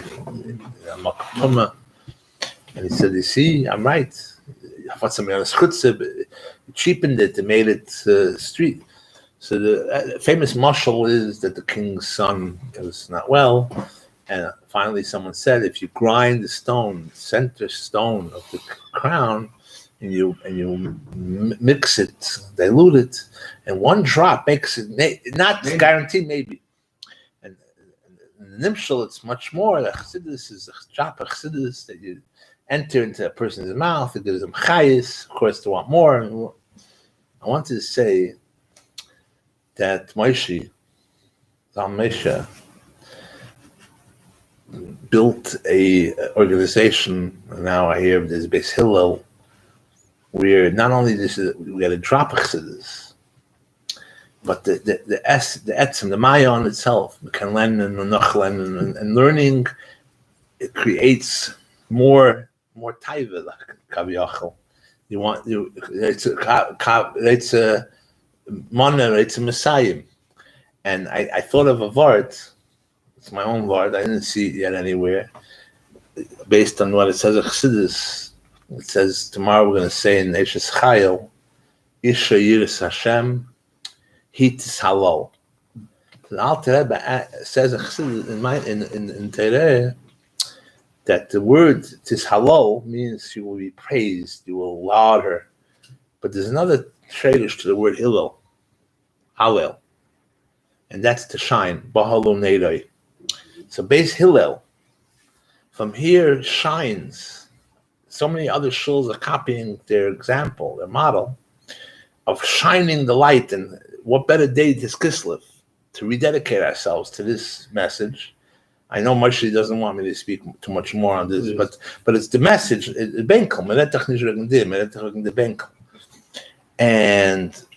the Reb Marash, after a big fire, built a new house. He took his father, the Tzemach Tzedek, on a tour. At Tzemach Tzedek, everything was much more humble and downplayed. At Reb Marash, everything was very extravagant. One of the features was the windows. Mm-hmm. So the Tzemach Tzedek asks his son, "What's with the big windows?" He says, "Lichtik. It should be very light." So the Tzemach Tzedek says to Reb Marash, "Beim Seiden hab ich das nicht gesehen. I didn't see such big windows. I guess the cold. I didn't see such big windows." So Reb Marash, without apparently not too much, thinking into it, said, "Mistam is nicht gerade lichtig." So probably wasn't that bright in that hut. So the Tzemach Tzedek, you can just imagine the Tzemach Tzedek's shock to hear these words. He said about Zayden lichtik. Shnei means two lights. We know it means Shulchan Aruch and the Tanya. So Hillel, Baal, Neidai, we can learn Nigla, Chassidus, and both. Each one has an influence on the other. So we want to thank I'm sure you don't do it completely alone. You have a lot of helpers. That's for sure. All the members and everybody. But we want to wish you a happy birthday. You should have a Shnas Hatzlacha. And where can we give funds? What's the... You should be the authority. TiferesMenachem.org. Go to donate by bits. And you're the authority on many things, right? Avtaritet, exactly. L'chaim. So we should be Matzliach. One of my children is married now. Baruch Hashem, he's trying to accomplish his shlichus. He inspires me. Where is that from here? Where is he? He's here. He sells insurance, actually. Oh, okay. Yeah, I bought insurance from him. But he also has shiurim, and he's constantly teaching, and he's kachtzich, and the business is the only means. But he's Baruch Hashem, very, very proud. They should help. All of us should have nachas, teva nidava nigla, and malamat and great hatzlacha. But I was talking to him. We talk very frankly. He said to me, "I want to just thank you." So son to articulate his appreciation is a nice thing to hear. You have to know what to say. I also still have kids growing up. I still have a teenager, and I could always tweak myself a little bit, right? My youngest son actually asked me once. He had homework. It says in Ayem Yem you have to think about the chinuch of your children a certain amount every day. How do you do that, B'payil? They ask you. So I made a whole list. He says, "I don't need a whole list. Just tell me one way." I said, "When I sit and learn, that's having an influence on you." Huh? He says that I don't need more than that. I had other things. The kids here, my oldest son says to me, he's my firstborn, "Whenever I saw you with a sefer, I don't know if you did it b'kavana, but it made a very strong impression on me." I didn't even remember this, but it's a teftzich. You sit with a Gemara, you sit with a Rambam. I don't know how much learning I actually did. I tried, here and there. But what he took away is he didn't see me with football and baseball. Although I'm a fun guy, I bike and I ski and I'm outdoors. I'm farming. I'm building. But he remembers I was always with a sefer. Stopping you? So the Eber Shishal, we should all have nachas. We should always be with a sefer. Everyone said about a woman. Her husband comes home, he's very tired, and she doesn't know how she could encourage him to go to shiurim and this. Her job is just to bring the sefer. He could fall asleep on it. She did her job. She put the sefer down in front of him. I came home. I told my wife the story. You look good when the kids wake up in the morning, yeah? Kind of falling on schlafen of the sefer, but you did your job. You put the sefer down. Chaim l'chaim. You know the story with the guy. Puts the dishes down. He used to wake up in the morning, before it got dark, light. He would go to the bathroom. He had a loose bladder. He would go to the bathroom.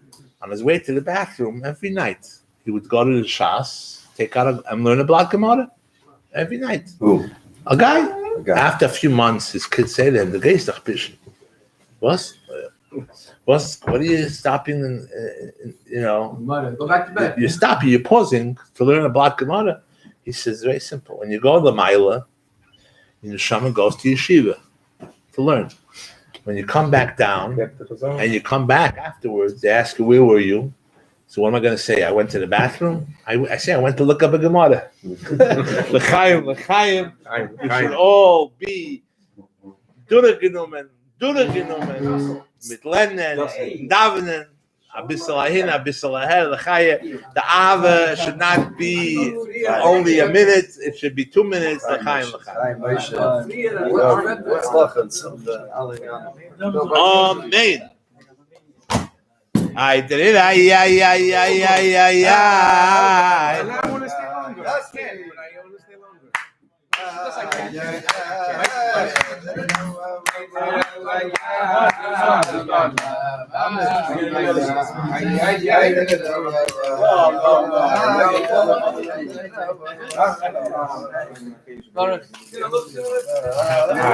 I just bought a new one. That's a I'm afraid I've got what's the word? Denim? FOMO.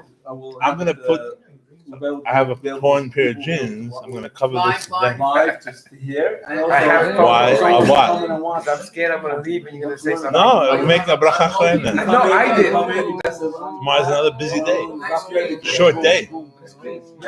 Zvi, I should be besimcha and have a lot of nachas. Amen. Finden alle Kinder in der Gruppe. Amen. An der eigene zwei Fiss. And have a lot of nachas. Nachas. Glory and nachas. It's like a Molan Gemara. I want to tell you one more word, Rabbi Isai, and I think with this we're going to close. First of all, on a personal note, everyone's talking about Kislev. The Rebbe went home, the Rebbe this, personal memories, right? I want to tell you a funny memory that I just looked up my Yutas Kislev files. This is why I'm all here with the files, with the mices. Every time it happens, I make another Farbrengen because I say, if only I had my notes from the Kislev last year, I won't repeat it, but at least I What went. you take away from this year's Yutas? Wait a minute. I found it as Kislev Farbrengen I gave once. Yeah, what's the memory I have? It's very interesting. After the Rebbe went home, they're suddenly renovating 770. The ice, the hammers, but banging. That banging took place at Shana Rabbah. For coffers, they would build the bleachers. But what are they building after the Rebbe left 770? And I used to come daven there very often. I see they're ripping up the floor, not in the Beis Medrash. The Farbrengen table, the stage, the dais where the Rebbe sat, the Farbrengen. Don't forget, from when was the Farbrengen before that? Probably Gimel Tishrei. Before Hakafis, there was no Farbrengen. A whole end of Tishrei and the whole of Kislev and the beginning of Kislev, only from the room. The first official Farbrengen was Yutas Kislev. In honor of the first Farbrengen, they put down a new floor On top, yeah. for the Rebbe's stage. When the Rebbe gets up there, brand new floor, it's like a new beginning. And now you did it b'tachtenim. So, it's only a chetzenizdike thing. But I remember for a child, how old was I in Lamed Ches? I was 14. To us, it was exciting. A new floor for the Rebbe. So, I want to share with you, based on the theme we mentioned before, B'Shrilina B'Ra'ilam, and Hashem Nitzav Olav, you really matter. How are you going to connect it with Bittul and simcha and everything should work. Let the Eibusher figure all that out. You do your part. So I want to share with you a word from the Alter Rebbe, the Baal HaGeula, right? Everyone knows in the Pasuk in Ashrei, it says, it's an Aleph Beis, right? All the Psukim in Aleph Beis, except for Nun. There's no Nun. It goes from Mem to Samach. It says there, Einei Koil, Elecha Yisaberu. That's what we say every day in davening. It's very easy to remember where, because right after that it's Pesach Yesedecha, which you're supposed to say with extra kavana. Doesn't hurt to say kavana Einei Koil.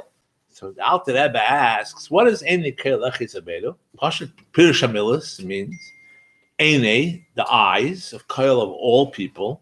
Elecha is saberu from the word shever, hope.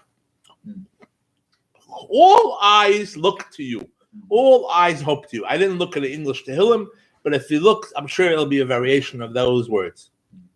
Says the Alter Rebbe, we know in Chassidus, there's always, you got to slice it a little bit differently to add a little taste, a little flavor. So he says, Einei Koil Elecha Yisaberu can mean all of our eyes. He said, I mean, with a minion of 10 people, you have 20 eyes. All of them are hoping that there's going to be Reifei Chelim and it's going to be Selech, all the brachas and Shmoneh. Says the Alter Rebbe, let's say it's you and yourself and I. Hashem needs of Allah. There's no Koil. How are you going to translate Einei Koil? Let's say that day there's no other people. Who's Einei Koil? Says the Alter Rebbe, Einei Koil doesn't only mean Zulus. Doesn't only mean everyone's eyes. It means all your eyes.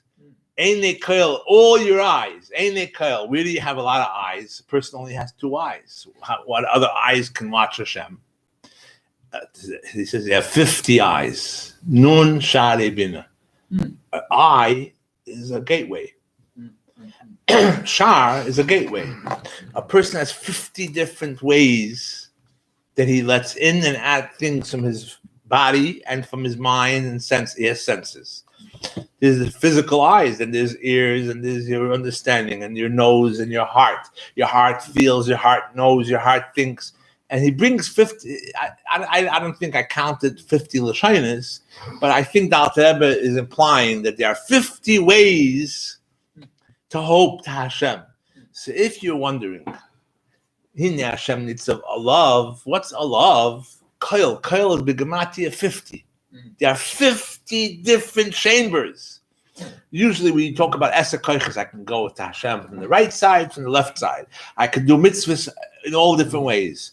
But if there's 50 different ways that I can communicate with Hashem, that I can build a relationship, it just substantiates, just strengthens the argument that you and Hashem are made for each other. In Hashem Nitzav Olav, it should lift all of us. If you're not successful in one chamber, try a different. If you can't do it with your right hand, your left hand, your foot, whatever it is, Begashmis, Baruchnis. So l'chaim, everybody. We should share good vetlach. We should all learn as much as possible. An extra minute for sure. More is even better. Chaim, thank you for the opportunity. Thank you for coming. And we should have simchas and nachas. Everyone have a freilich and Shabbos. Amen. A freilich and Chedesh Kislev and Mashiach now. The Eibusher should take us out of Golus and lead us to the Geula. Mitzvah Shlema Mashiach Tzidkenu should build the Beis Hamikdash HaShlishi. B'mheira b'yameinu mamish. This Shabbos already, we should already be in Yerushalayim before Shabbos, Kabbalah Shabbos. There's nothing like Kabbalah Shabbos by the Kaisel, baby. Coming tomorrow night to see. We have a Suda right I'm Kaisel? What time is your thing? 6 o'clock? No, right at 5:30. Right after. Right after Shabbos. Okay.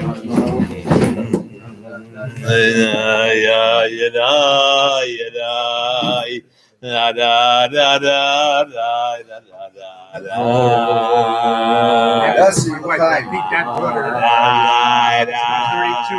32. I know. She was born during the Sinus Hadah for the Rebbe and Motzi Shabbos. I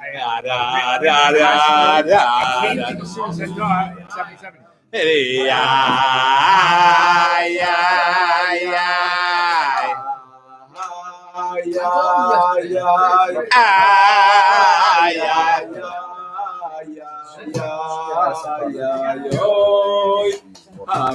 it. So I don't really have to do it.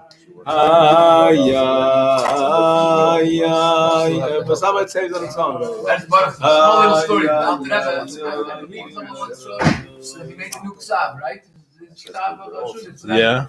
So the Lubna Sefer wrote him mezuzah, was the first one. And if I got it completely right, so someone showed it to him.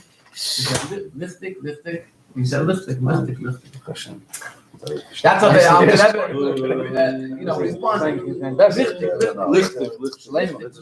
Really? You like the Sabbath? He liked it, yeah. His own Sabbath, I think, but he liked the Sefer. What was the name of the Sefer?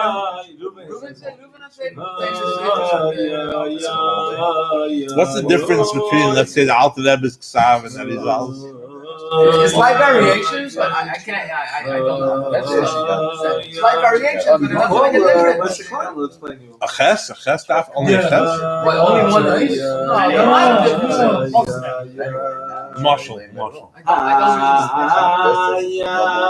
Does Chabad have their own tagim?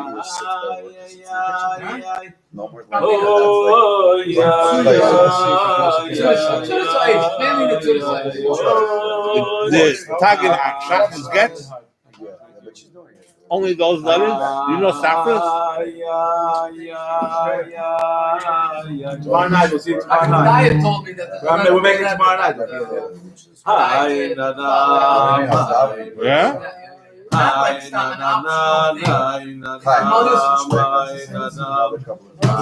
don't know. That's so funny because today.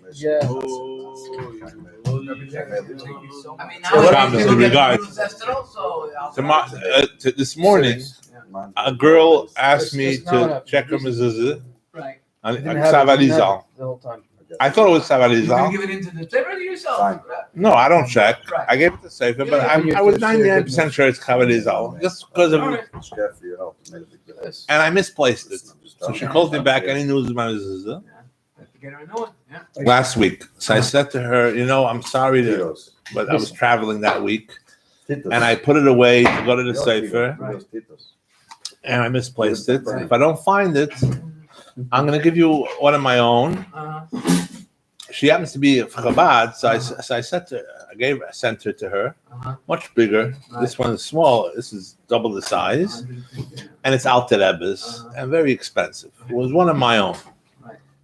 You didn't take it off the wall. No, I had an extra one that I bought for one of my kids that I didn't need it. So I told her, Mitamol, I'm cleaning up Friday, Shabbos, by the Leichter, I find them as either the Shiksa found it and put it up there, or I myself put it there. So I call her back. I said, you won't believe what I found. I found your mezuzah. And I already gave her the Alter Rebbe. And I said to her, if you have a smaller mezuzah on one of the other doors, switch it, because this should be on your main door. It's an Alter Rebbe's Ksav. It's a much nicer mezuzah. So she calls me. I didn't put up my new mezuzah yet. When you get it back, I'll switch it. So I got it a Sefer yesterday. And I asked him, is this Arizal or Alter Rebbe? He says it's Arizal. So I call her this morning that you told me about this Alter Rebbe story. I said to her, I just gave it in. Even if it's kosher, I still want you to have the Alter Rebbe's and save this. So when you move out of the apartment, you'll switch it. You'll take the Alter Rebbe home. You leave that one there. Every pun intended, I wrote. And you leave that Arizal in your apartment. So she liked the idea, and so it's funny that you said the Rebbe told Ladayev. No, there's a letter. It's a letter. It's a beautiful thing. By the way, I asked one time Rabbi Boruch, he told me because some zuz by me used to be all Arizal, and some of them it's Alter Rebbe. What I have to do? Because we decide what you want to be. No, but then I asked Seifrim. They told me don't worry. You could have both. I mean, it's all right. No, but he told me like, what do you want? Just put everything the same. Be consistent. Yeah. No, because in the beginning I had everything Arizal. Then I start changing. But then told me another thing, and I Listen, didn't a lot know. of time, there was a lot of stuff that didn't know how to write Alter Rebbe. Today, there's a lot of stuff who know how to write Alter Rebbe. It's a If someone owns a house, it's a lot of mezuzahs. So it's a little more money. When you live in an apartment, Yeah. you have 3 mezuzahs, 4 mezuzahs Yeah, maximum. house, 18 minutes. $300. I needed A house, I have a garage I needed 22. and a basement. $180. 22, 24. It's a big investment. Yeah. Compared to the mortgage, it's a small amount. But still, But Liani tells me, he puts the best mezuzahs. He told me, you don't need insurance. You need good mezuzahs. That's it. I think that's how Unkelos was Makar of his. When I kosher kitchens, I always tell people you have to have What's the story? Unkelos is a ger. Yeah. And his Zayda was I forget, a general, one of these. Like this. Nebuchadnezzar and Titus. Oh, Mama, I forget what. So he sent guards to go bring them back. Shagas, he's becoming Jewish. So whoever came to get him, he converted them. Oh, So Yeah, finally, Titus came to put him straight to the Farbrengen. so the king finally said, "Don't talk to him. Lock him up and bring him here." Put a mask on him right away. So he arrested him. On his way out, he kissed him a zuzah. So he said, "What's it us?" He said, "All people have guards watching what's inside the house. God watches us. He's outside the house, and he watches." So this itself, they was Mikada them. Crazy. Why Why they call him Dafka Unklus Hager? We have other Gerim like Ovadia, and the Ovadia, the Novi. I'm not We sure. don't call- Rachamim is full of questions. No, You remind me of Igris Kodesh. A guy writes to the Rebbe 13 questions. Yeah, you don't know his question because that was confidential. But from the answer, the Rebbe, behemshach b'mayne. So the Rebbe said, "This letter is not the right place to answer all your 13 questions. And even if I did answer them, listen to the Rebbe Seichel. What makes you think that you're not going to have new ones and better ones? Because the nature of a question leads to another question. You're not gonna. I can't satisfy all your questions. You should know that your Indian is not to ask questions. You should sit and learn.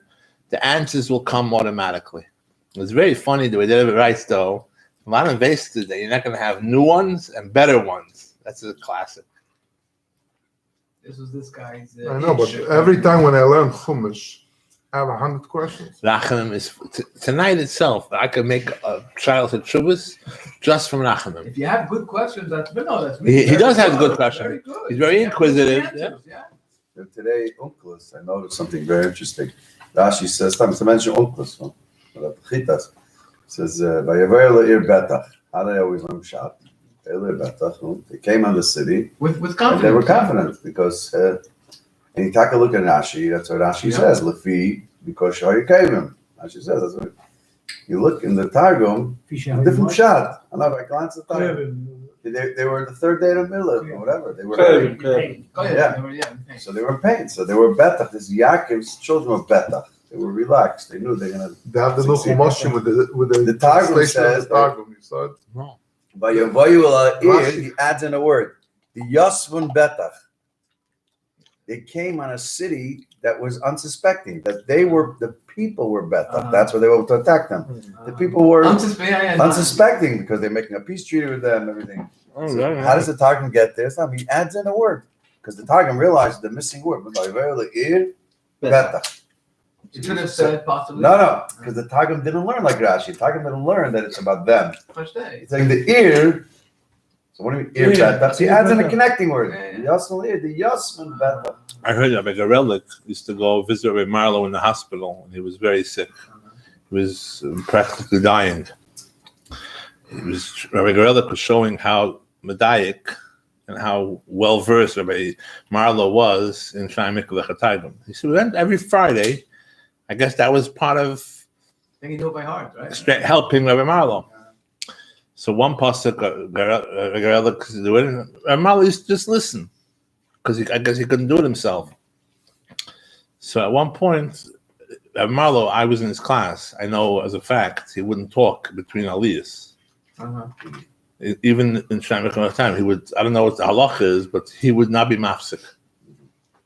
It was like Kislev Farbrengen. The kids could be bouncing off the walls. They don't know. We did bounce off the walls until the next aliyah. Yeah. And he didn't even look up. He would he sounded like a machine. And by each aliyah he would look up and go, like, are we with them? We could do whatever. That's what everybody's supposed to be doing. And we go, and then you knew you had another 10 minutes. Anyway, when Marlo stops him, couldn't talk apparently, he goes, so Megillah couldn't figure out what he wants. Like, repeat it. Till he looked in Unkelis, there's a tunis chayes. Uncle, sometimes it says nun aleph or whatever, different. Marlo wanted him to read both this chayes. And he knew it by a pair. It's a geschmackemeister. I heard once that he knew Unkelis. It's like a robber, what you're saying. Oh, that I know also. Even that I know from class. In class we had contests with him. You could say any word in Tanakh. In Tanakh. I don't know Tanakh, but Chumash for sure. And he'll tell you either the whole word, the next word, or the whole pasuk. That's how well he knew the Targum. Both ways. You could say Targum, he'll tell you the pasuk. One word in Targum, he'll tell you the rest of the pasuk, or one pasuk. And once we tried to mix him up, and he realized we're tricking him. It was an interesting teacher. It showed you he basically lived in it. So Chumash came out. Really? Rashi Kipshutoi, and also Chumash Kipshutoi. He tells you translation from the Chumash, and Rashi, and also from the Targum. Never wasted any time. No, but this is a new one with all the. It's a beautiful thing. He's a Bukhara guy. No? I don't know who is. I once went to Summer Chametz Rabbi Marlo. So by mistake, I forgot one of the addresses. I had to give him a few addresses, so I left. I just brought it from And I came back. So I said, I'm sorry to bother you. Blue. But I forgot one address because he had a whole thing, staple it, and he had Simonim. It explains you this, and then I it's telling you the finished time. and he says, how sorry are you? Because I said I was sorry. It's like, how sorry are you? It's $98. I loved it.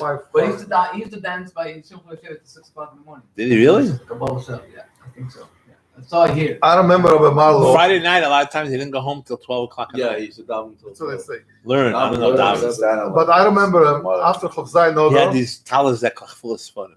after Chavzai Nodar, every mincha used to stand next to him. That's I want to what see. I'm And he didn't know. I saw everybody was singing Yechidim, and he was trying to understand. And I was marking to stand next to him, and he was looking, trying to get a hint. He never sang before Gimel Tammuz. He never sang or anything, but all the time from Chav Zayin Adar, every time the Rebbe came out from Mincha, he was looking at the Rebbe with such a. You saw like he was really concentrating on the Rebbe. Yeah. Strange.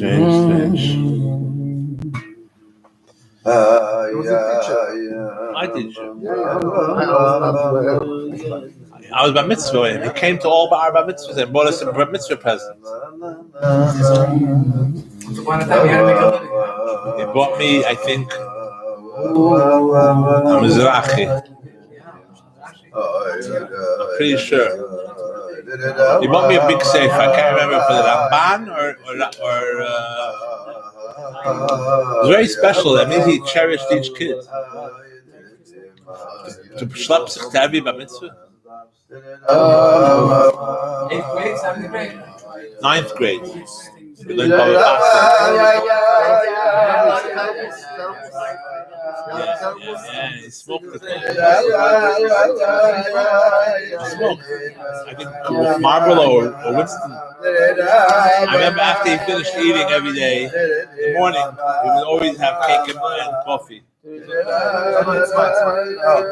Clean the crumbs. It was a whole mice. At first he would shake his beard, all the crumbs should come out, and he would sweep up all the. Did he smoke log? I don't remember what brand he smoked. Everybody used to smoke log. Yeah? You forgot that lipstick. Log was the cheapest. Look at you. corner of his eye because of the smoke. Gershenson. Call me Gershenson. Gershenson. Bartfield was Mendelssohn. I'm going to call now a kid to learn the Gemara. He's wearing his father's pants. Because your father pays for your pants. He had these jokes. You're a dumb bunch. He would tell us, our class, you're such a dumb bunch. He made crap out of us. Anyway, when he asks one of the... He used to give a frasnos from time to time. Oh yeah, only if you were for bar mitzvah though. After mitzvah, he wouldn't touch you. He knew when you... He asked the kid pshat in the Gemara, so the kid's echoed the pshat. He says, if that's the pshat, then you're a screwball. It was so memorable. And he would go, yeah, pet Adam. Oh, you teach us some about this shit. Passed away. Yeah, pet Adam. Rabbi Shrei passed away. Rabbi Buked, Rabbi Ushpal. Rabbi Garfinkel. Yeah, some good people. I mean, How did you end up in the Lubavitch Yeshiva? Your other, Shangut loved it. My father, he had direct access to my father. Only the Lubavitch Yeshiva. But Yossi did. Yossi went to On the old day, and I went half and half. I don't know. It was like popular in England. I don't know. And you went to Morristown. It was a mistake, I think. Really? Go base. I think you came up just fine. It's a perfect balance. Hello, when Yeah, you sure. came to California, you rode straight from The Bechol, yeah? My children had great relationships with Bechol. They used to go walk to him to his flappers on Shabbos. Even after his stroke, he gave himself self-therapy. he sat in a wheelchair. He would go. He would. It would when he made brachas, he would stretch his lips because part of the problem is your muscles. Very interesting. He had such strong willpower. Wow. So he used to come to Farbrengen. The kids loved going to him. My son. I remember he used to come to Farbrengen, do you remember? He used to just Jump on the whole thing. Yeah. fly right into you. Now you bring me back a memory. I don't know if Hey, you're crash thinking about that. landing on your head. Like, we're all in this together. It's like, that was Farbrengen. You, me. It was already in Providence. Yeah, he came late. He came a little late. You walk from flappers. He had to wait for his Crash landing. Now he was living then in prime real estate. Jorge, remember Ushpal? Rabbi Ushpal. Of course. My first day in Ocean Parkway, Rabbi Ushpal calls me over. I was sure he was going to fire me. I wouldn't know anything. Well, what could I know? I knew Batman and Robin. And I love Lucy and I Dream of Genie. Nothing else interested me. And this guy's going to teach me Gemara Psachim. So he calls me over. He says, "Wie heißt du?" I said, Boruch Jacobson. He says, "Should you guess in Frühstück?" So I said, "Yeah." I said, "What's this to gegessen?" This is my first day in Bismedish. Till now I was in class. This is 9th grade. No, this is already 12th grade. 12th grade. After you graduate high school. High school only has 9, 10, and 11. Then you come down 12 and 2 years of Bismedish. But Ushpal and I book it. But Ushpal loved all of us because he had never had children. So we were all his I children. didn't know that. He loved us with He had no children, no girls either? nothing. No. Nothing. He He had was several a wives, He though. was a better father than any father. He was came to me, like a father. We were the last group. He had so much Agos Nefesh from us. That's why he was the We last. paid him back, not the way he gave it. So he says to me, "Guess a Frühstück." It's my first day. I couldn't believe it. This is my introduction to Bismedish. Guy actually cares. He says, "What's a Stuggy Gessen?" I said, "Cocoa Pebbles." He says, "You like it?" I said, "I love cocoa." He says, "That's it?" He said, "No." I said, "With milk." You know the one with what's his name? Freddie Flintstone. No, with Arik Sharon. They served him a whole plate of hummus and this and that. So they said, "You're going to eat all of this?" He says, "He says, "No, pita." So I said, no. He said, that's it. With anything else? I said, milk. Milk and cocoa pebbles. He says, you're full? I said, I had more than one bowl. I have cocoa pebbles every day. This is a stupid American ketchup macaroni child, you understand? So he says to me, das ist nicht breakfast. So he told It's you a good sugar high. You're not going to be able to learn properly. So go downstairs. Frische Breit. Sich waschen. Paar Schachers. Oh, yeah? Noch ein Fran Butter und Käse und Fran Pomodoren That's what he tells you. und Eier. He gave me a whole menu. A full square breakfast they served downstairs. Very, very. The yeshivas believed in food. That's in Wilkes-Barre, by the way. Oh, yeah? Such good, delicious food. Yeah. I would stay there for a week. I wake up in the morning, I ask my wife, what's your breakfast? She says, whatever you want. That's a breakfast. She says, the noch, it's the essen, it's the benchen, it's the kommen lernen. Now, I was supposed to be in Besmedish at a certain hour, 9:30, whatever it was. This guy's setting me down to breakfast first. And that was my introduction. I tell this to people that that's real chinuch. Chinuch is not only did you learn, did you daven. Chinuch is also making sure that the kid is clean and healthy and happy. Then he can learn. The noch was the kennen tacht mit ein Stück Gemara. Now you can't think Gemara with cocoa pebbles.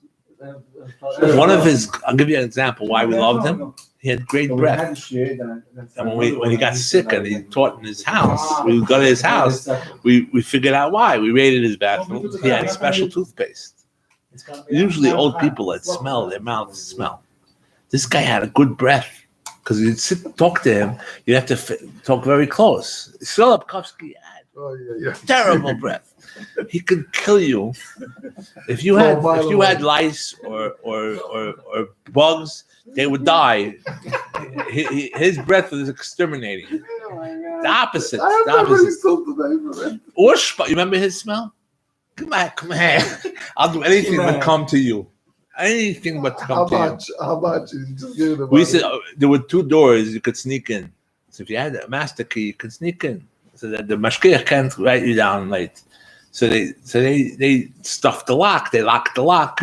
So one day they took down both doors. That's it. No more. Why open sesame? So Rabbi Tenenbaum comes down, and when Rabbi Tenenbaum would walk around, he was the principal. He would wear a hat only for special meetings. Otherwise, he walked around just with a yarmulke. So when he came to this meeting, we knew this is going to be very, very important because he's wearing a hat. It's like, 10 Commandments. He comes down, he says, "Fa'anaya chok in the yeshiva." Because they found out how do we get rid of the doors? We had screwdrivers. He says, "No screwdrivers." If you bring a screwdriver, you get automatically expelled. From school. Driven from school. Effective immediately. That was unbelievable. But he never got mad almost. No, he would go. He would call me Shalom Baruch. Shalom Baruch. Das passt nicht. Vergeet de regest. Me? No. Gang auf den Dach bist du, ist gappen de Luft. Oh, it's good stuff. They were durchgetrieben. They were the Chassidim. They were the real Chassidim from the Rebbe. Generation. I have a kid in my class. His name is, what's your name? Meir. Who are you listening, man? His name is Chaim. No, Chaim Meir. Chaim Meir. Turns out he's Chaim Meir. Book it's our Reineko. Really? So, du bist nicht Meir. Everybody calls Meir. Bei mir bist du Chaim Meir. It's Chaim Meir. By the way, Chaim Meir Bucket has a whole interesting miracle. With his wife or something. We're in Boston? No, by the Holocaust. One of them ran away. I forget the details though. They all were in Yeshiva in Poland, no? They all learn in Poland. But there's a miracle there. Also Shekhai, no? I think yes, Shekhai also. Came here, not the family. But listen, he couldn't move. He would sit there and shake. But he could still do the shir? He was He gave a share. He gave us a share for almost the whole year. But also, he died also. By him, he was my first real Maggid share. Even though he couldn't talk and he couldn't move, the little bit that he said was very special. But we were such troublemakers. He had glasses, and more he misbehaved, the more he got nervous. The glasses would click. So we all would take down our glasses and we would click them. And it was, we were rude. Taking advantage of the handicap. And he would drool. He doesn't mention it. He doesn't know what we can match you 1 for 1 But we were younger. You had Zay? We were in 8th grade. Zay's way. Was this a Pakaski? How many? This is a Pakaski quit. Amati Gemorong is Shemaris. Hello. Is this a Pakaski quit? Amati Gemorong is Shemaris. Not about this. And not only that, this is the biggest Achmanis. Well, he ran away from us. Is this still on? People all over the world are finding out secrets. Because he slapped Miguel. You know what? This the thing. They say when he was young, he was strong. He would. If Rabbi Liz, when he was younger, was a giver. That was the tragedy. Mela Mapelkin becomes sick. That was not him, and also Put the foot in front of him. Lapkovsky also had that problem. No, Parkinson's. Yeah. Somehow it's psychological. There are You know what? He gave us a But he used to lot. come here. They have to put his foot. There are shocks to Also with the foot. Yes, with the foot. Somebody had to Teaching Hanina was all having the his, not 8th grade. And then they would schlep him with the eunuchs. Remember how they used to schlep their shot? All the kids. But when I came to Baptist, the Shag was all strong man. Very He was strong. the wrong age. Standing with his cane. So we know. You want to hear a great story from the Shag? No man. It's from Avram Stone. Avram Stone was one of his schneuz. Yeah. He would make a list for him. So he says, "Wo geht man heim?" He goes, "Heim geht man to Fifth Avenue." Who said to who? Avram Stone. Yeah. He's my nephew's father. Uh-huh. My nephew married my sister's daughter, Levi Stone's father, Avram. He used to raise. I think he still works there, writes in the Jewish press. Yeah. So he says to the Shag, "We're going to Fifth Avenue." So the Shag tells him, "Fifth Avenue is a good avenue." Negate nemen geld. Meanwhile, there's a backstory. The Marshas that was married to this Gevir on Fifth Avenue, had them ungewarnt that when the Rasha comes, you tell him you have no money, your budget for this year is depleted, and the budget for next year is depleted. Stuck in geld. So Avram Stone told the story the following way. You're going to love it, because this is exactly how I'm going to repeat it. So the Shah comes in, and he asks him for money. So the Gevir says, I have nothing for this year, next year.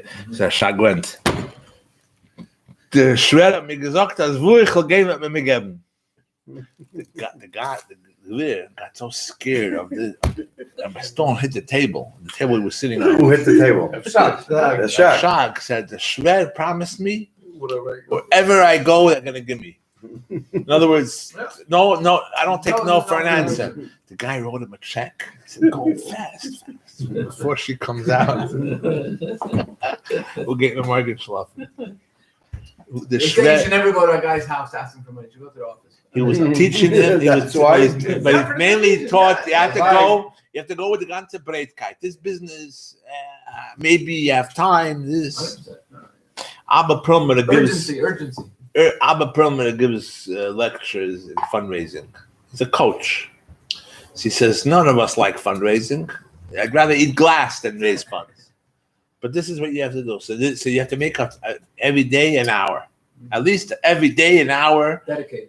Letters, calls, from 9 to 10. But not like Nagavali Paga.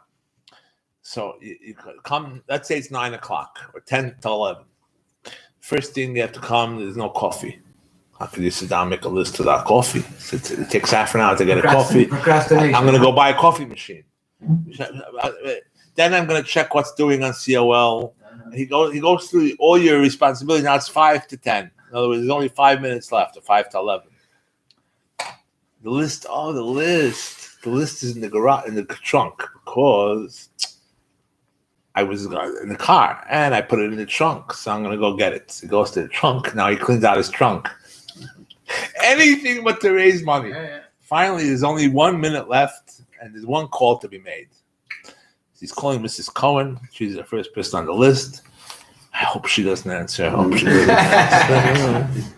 Oh, it's an answer machine. Okay, perfect. Hi, it's the Rabbi so-and-so.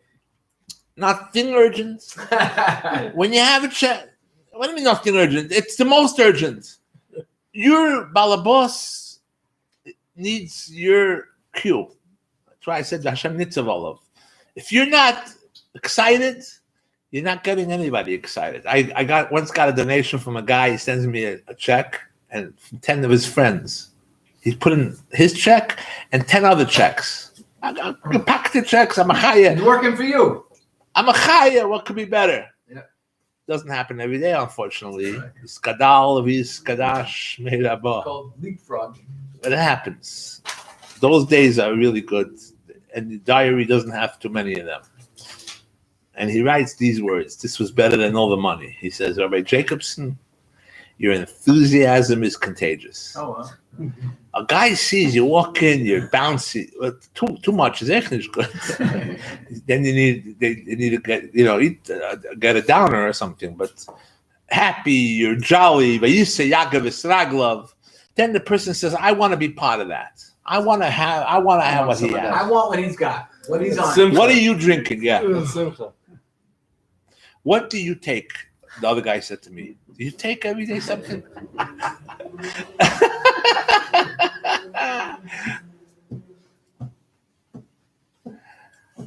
What are you going to do? A girl from Hunter College calls me and says, Rabbi Jacobson, what is the key to happiness? A young student doesn't have any nothing, and they can't find happiness. I spoke about it before.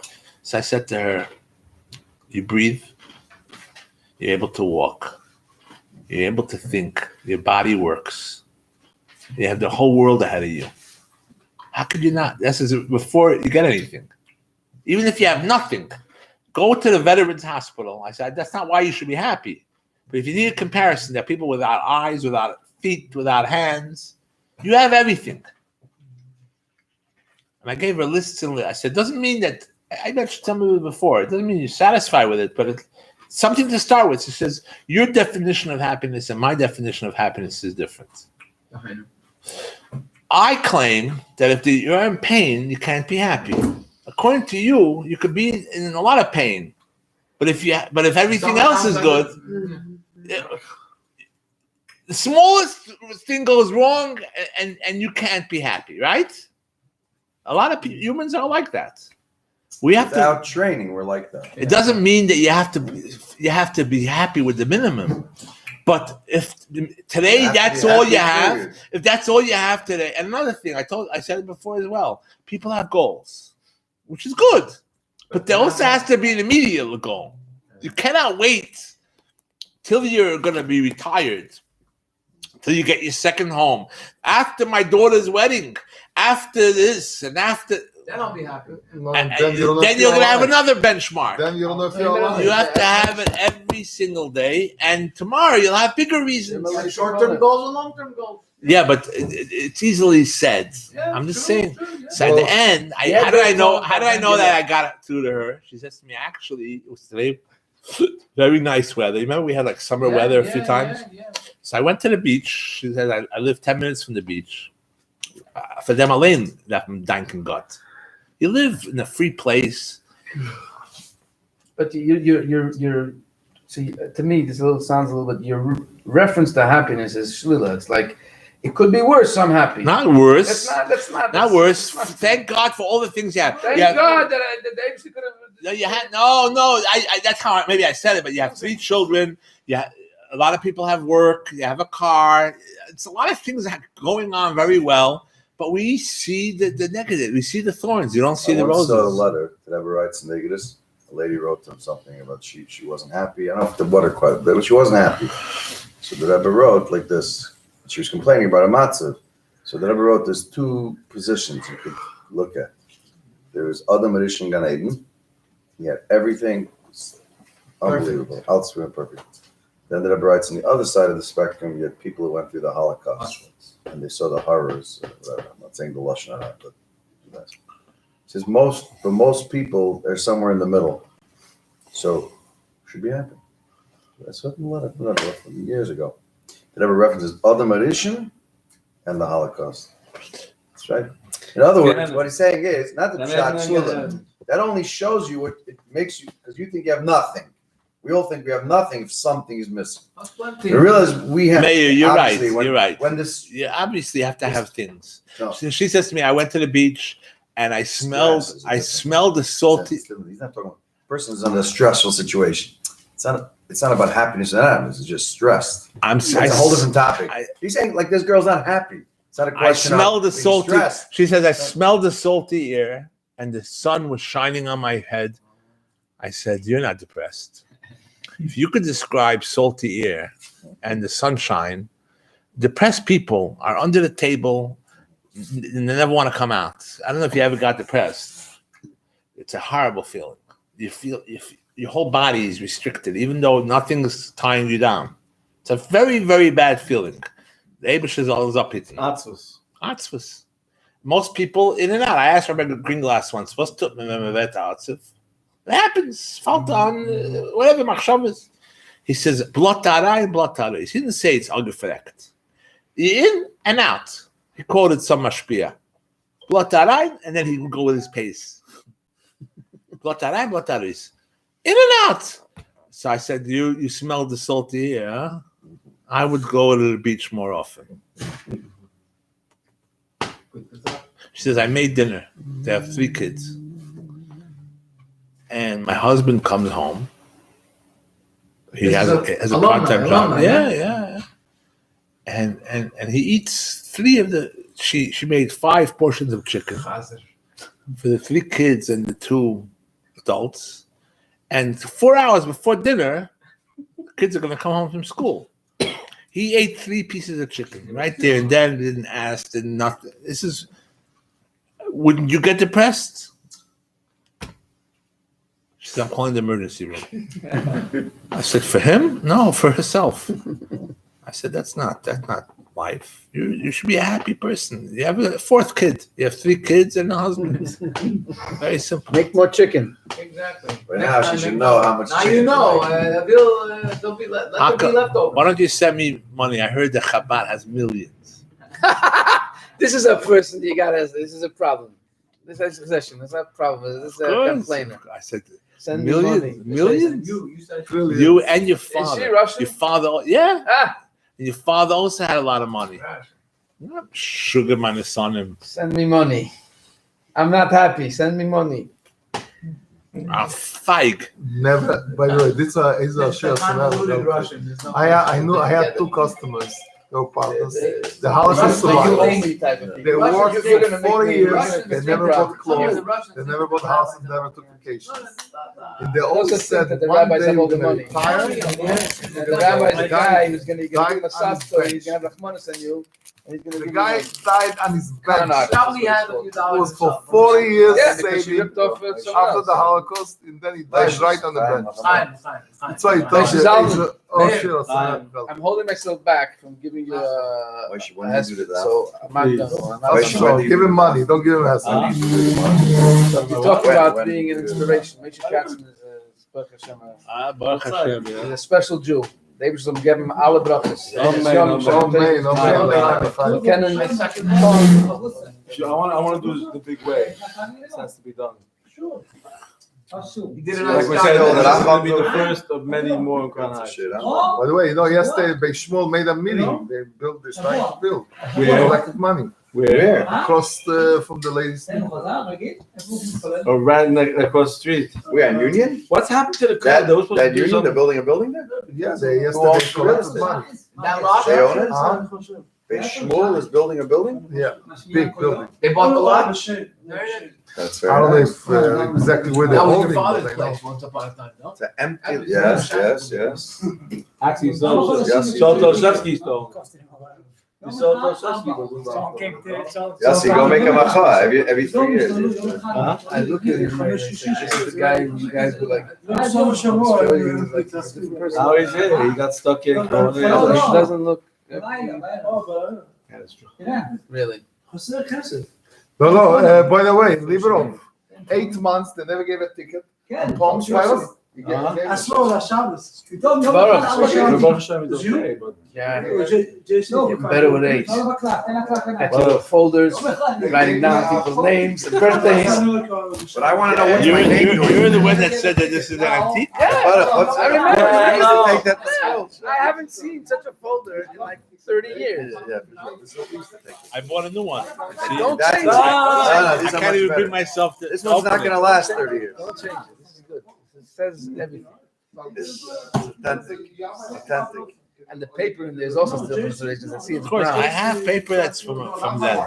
we haven't had it from being in the show. You know, I just spoke to my Mechutin, Mendel Schnees, and he said a lot of things from Gnizah. There's something called Gnizah's Cherson. They found Ksavim, they paid a lot of money, and the Rabbeim, they fought whether it is or isn't. He said a lot of it was good stuff. The fakeness, why was it a scam? Because they used old paper. They would have written, they found Ksavim, they found a trick. They're going to write Kislev Yad, which are good Kislev Yad, but they're going to use old paper as if it's pre-age. He said, today it can't happen, but then it was still doable. They sold it for a lot of money, Baal Shem Tov, things like that. There were forgers then those times. It's like they made up stuff. They made up stuff. Most of it wasn't made up, no, but they found a way to copy it onto old paper. I have old paper. In theory, I could, if I want, I could create a manuscript. I have a typewriter. You couldn't do it because what are you going to use, a font? You could tell it's too clear. You have one of those old. Of course. Basically, can't tell it's Photoshop. My old paper, old fonts. Old Traffic agents gave tickets all the time. I got Only on Lashon. Spash Baruch, you very, Yeah, and Rabbi Thank you. Give me Shlomo- inspiration. It's been a long time. Shlomo, the- It's been a long time Well, okay then. since I drank with Pinto. Shlomo Kaplan. go like Will you that. bring it tomorrow night? Tomorrow night in Abbas Yisrael. He lives around the corner, so I said. And, He usually goes to Bar Park, you know. No. What's the Shabbos? We did Friday night like 10 years ago, 94. 12 years ago. It was very nice in Shul. 94 is I said, you know, Indian it's a on top of It's a Bufin nice Bun. Achdus, right? We sit, Sunday morning, we finished mine I at have Abba 5:30. Ben, and then I have Academy, something Mushka. Mushka Academy. Amen, amen. Baruch Hashem. Keep busy. Tomorrow night is Shabbos. You know the story with the Rishonah? The story with the Rishonah? What time? He knew when it was Shabbos by looking at the clouds. No, better.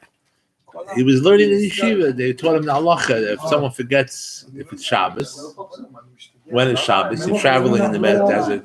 It's two opinions. One opinion is you count 7 days, and the other one is you keep Shabbos immediately. A whole week long, since you don't know what day is Shabbos, you do minimal malacha. So that way you never machal Shabbos. So the Rishon raises his hand. He says, "I don't understand how it's possible. Someone Every forgets, Thursday night we forgets it's Shabbos. Can't promise you Shabbos for are not Farbrengen, the but dog. Can you put me on the list? I want to know who's Beautiful. coming. Yeah. Look at the sky, it looks different. Give me your number. Oh, maybe 718. on the dog.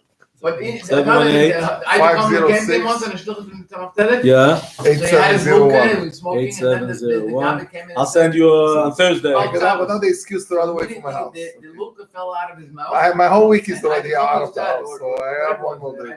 He said, "Ich habe gesehen, wie What is this? No, but it's true. It's What are we very. reserving for? It's easy for me. Like Kuti Feldman makes a shield 9:45. So Yeah. it's easy. There's another nusach to the Mizitcher Maggid and When he Alter comes Rebbe, early, how it's he a became little Rebbe. The Mizitcher Maggid's Talmid made it tonight. Whoever can tell us something from our Rebbe that we never heard, something you heard that none of us heard, he has a Kabbalah. And everyone said a word or a story or something that he heard or saw that he thought was super personal. And it turns out everyone knew or someone else knew. Till it came to Alter Rebbe's turn, he says, I was once by the Rebbe on Friday, right before Shabbos. And the Rebbe said to me, "Come the Rebbe's Weisen." He says, and I saw how he went from Friday into Shabbos into a new world. New. It was like just like you change your clothes. He changed all his makifin, his whole room. That they were blown away. I read this in all about what you say. So you wrote like how he did it, or just no? He experienced it with him. The transformation. If he saw, nobody ever saw it. None of the other Talmidim ever saw this, so they accepted. That's the second nusach. The two nuschos I heard were Gaiva Vagdula, and this story with the Levushim. It's a big kiddush. I heard that the Rebbe once was in his room. Shalom Beg Ansbeg was there. Maybe it was his house, but I think it was his room. Shalom Beg Ansbeg worked in the Rebbe's room. Must have been the house then. But whatever the case, wherever it was, I can't confirm. And he suddenly hears the Rebbe talking to himself. He says, "Geboren Freitag." Yeah, I heard the story from his brother. You also heard it? Yeah, from his brother. And Freitag, alle heilen sich, allemal ich heil sich, ich endig gar nicht. It was very defacing. He was speaking hard on himself. Very hard. And he couldn't stand it. That's what I heard. Finally he says, wie kann der Rebbe sagen das? Der Rebbe doch gemacht hat sehr viel Mal Tshuva. This is the conversation I was having with him. First they say he No. said a few other things. Oh, he asked the Rebbe. Asked the Rebbe. Gansberg argued with the Rebbe. How could you say that? You made so many Baal Tshuvas. The Rebbe looked at him. Yeah, and he changed the Rebbe's mood. That's what I heard. It's good. He brought us the whole thing of the Rebbe was Rabbi Mishiv Me'avon. Rabbi Heishiv Me'avon. This is the whole difference in the Rebbe. Beautiful story. Coulda, woulda, shoulda. I once asked him, what does the Rebbe eat? And what time does the Rebbe go to sleep? He says, Abe, ich wollte gewusst, dass solche Sachen wollte ich dort nicht gearbeitet. I don't know what. Someone had to know. No, but they were taught not to speak. Oh, okay. He says, and was man sagt, ja, von jeder Wort wird Wort. Look, the rule was all Mesharsim were either really stupid or really smart. They say one Mesharis, the Alter Rebbe once washed his hands and asked, showed for a towel. So the Mesharis went. Chanina wanted to wash once, so he washed, and the Rebbe is looking like, who am I going to pour the water? He brought him a quart. And the Rebbe is looking. I saw the video by the dollars, the Rebbe giving out dollars, and the Rebbe started walking to his room. He told Chanina does to the Rebbe like this, like, stop, there are more people coming in. Really? He saw the video. He said, one time it was very, the Rebbe like this. One time it was very painful. I came to 770 and the Rebbe is waiting. Levi Lieberhoff parked his car and blocked the Rebbe. The Rebbe couldn't leave. They tried to pick up his car. He fell asleep. In the car, somewhere else. Not in the car, wherever he was. I don't mean Lashon Hara, but it was very painful. Very, very painful. Well, that's good for that. I mean, ladies, good for that. Everyone was surrounded. Well, okay, I have to see it in the video. Yeah, the Rebbe said, Gavin Cato, remember Gavin Cato, when they killed Gavin Cato, and they blamed the Rebbe. Officially, they blamed the Rebbe. It was the Rebbe's motorcade. They printed it clearly. It was the Rebbe's fault. So the Rebbe, that Shabbos said that there's something called Chamishim Ish. Shiratzim. So the joke then was Shiratzim. Wait, sometimes Amol Zan Zim Evalvel. That's the Rebbe said. He was talking about himself. Itaka has Chamishim Shiratzim. So the joke was Shiratzim, not Shiratzim. Shiratzim. Nebach. They used to come to the oil, some of them davening, towels and film. There was no tent. They said towels and film in our base Chaim. What, the Rebbe even said So that? there There's is still today no- people doing it. The Rebbe wanted them. The Rebbe No, saw but it. the inside the oil. Mayor, No, the it's a Rebbe problem. wanted them. Not inside oil. The inside. I'm saying the Why? tank. They needed them. You don't go. You The don't other go. time With you the- go, a lot of with times the I have cops see and people with the- screaming at them. In general, there was a Yotzi, need. now There all was of a you lot children in basic forest. You're not allowed to get tits out. I know, but I till today people are unfortunately doing it without it. It was like almost degrading, in my opinion. Luckily, I was never part of that camp. Those who were, they filled their schus. Listen, they served. Listen.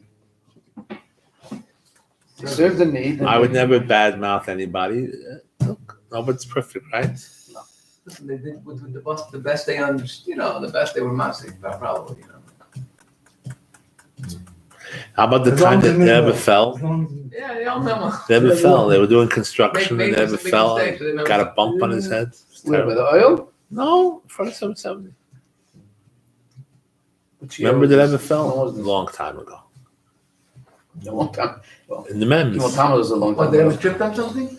They were tripped outside. They were building and they left a piece of wood or a brick. Ever fell and hurt himself pretty badly. Bumped his head, covered the bump with his hat. You saw a bump through the hat. Ad kadei kach. Remember the time that Farbrengen he was hoarse? Yeah. They were made believe like everything's normal. Couldn't talk. It's happened a few times, I think. One time particularly, nobody remember heard on the whole Shabbos, Farbrengen. It was it Shabbos. was- Yeah, yeah, it I was remember. terrible. It was straining his voice. Yeah. I remember the crying of the Farbrengen. Fighter. I remember the crying. Zumte gewalt, Monte gewalt. Shtotakoi Sefer Torah. Remember that? When the Rebbe was crying, Shtotakoi, that Kidder Marshall says, Shtotakoi Sefer Torah. What's a Sefer Torah? I don't know what a Sefer Torah is. Yeah, That I- one of the things that impressed me The most names. about the Rebbe, how easily he cried. He was emotionally healthy. Most people are emotionally constipated. They can't cry, they can't express a feeling. The Rebbe didn't cry often, but if there was something to cry about, you heard him. My What's brother that? told me- Although after I Memches, I don't think the Rebbe ever cried in public. Lapine.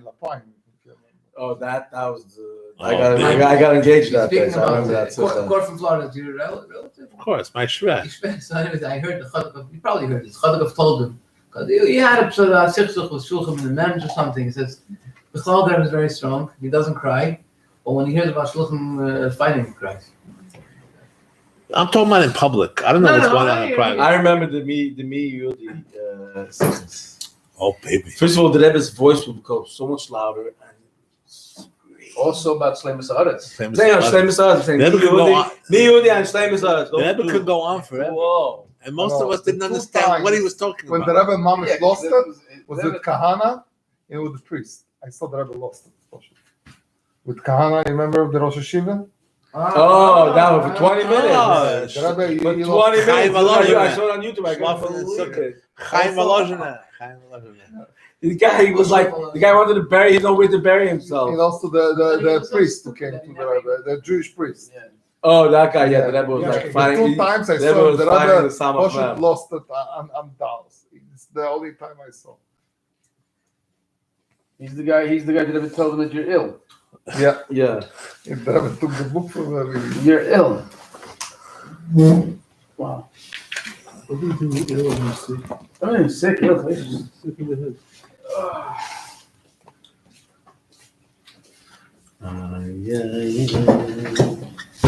Well, I don't know if you remember this, but when I came to Bab Yeshiva, a week or 2 weeks later, Rabbi Mentally comes to the yeshiva with Ichker asking, tells me come to the Shag office. He asked me, "Do you have clothes?" I said, "Yeah, I have everything." He says, "No, you have to come with me." He went with me a whole day from the morning till the night to buy me clothes. Then he went me to the sharpness lab. And he went me to the tailor. I don't understand what he wants for my life. Then he tells me, "Do you need maybe shoes, glasses, underwear?" I said, "I don't need nothing." They said it's Did very you have a common. mental did it? Rabbi Mentally came. Wow.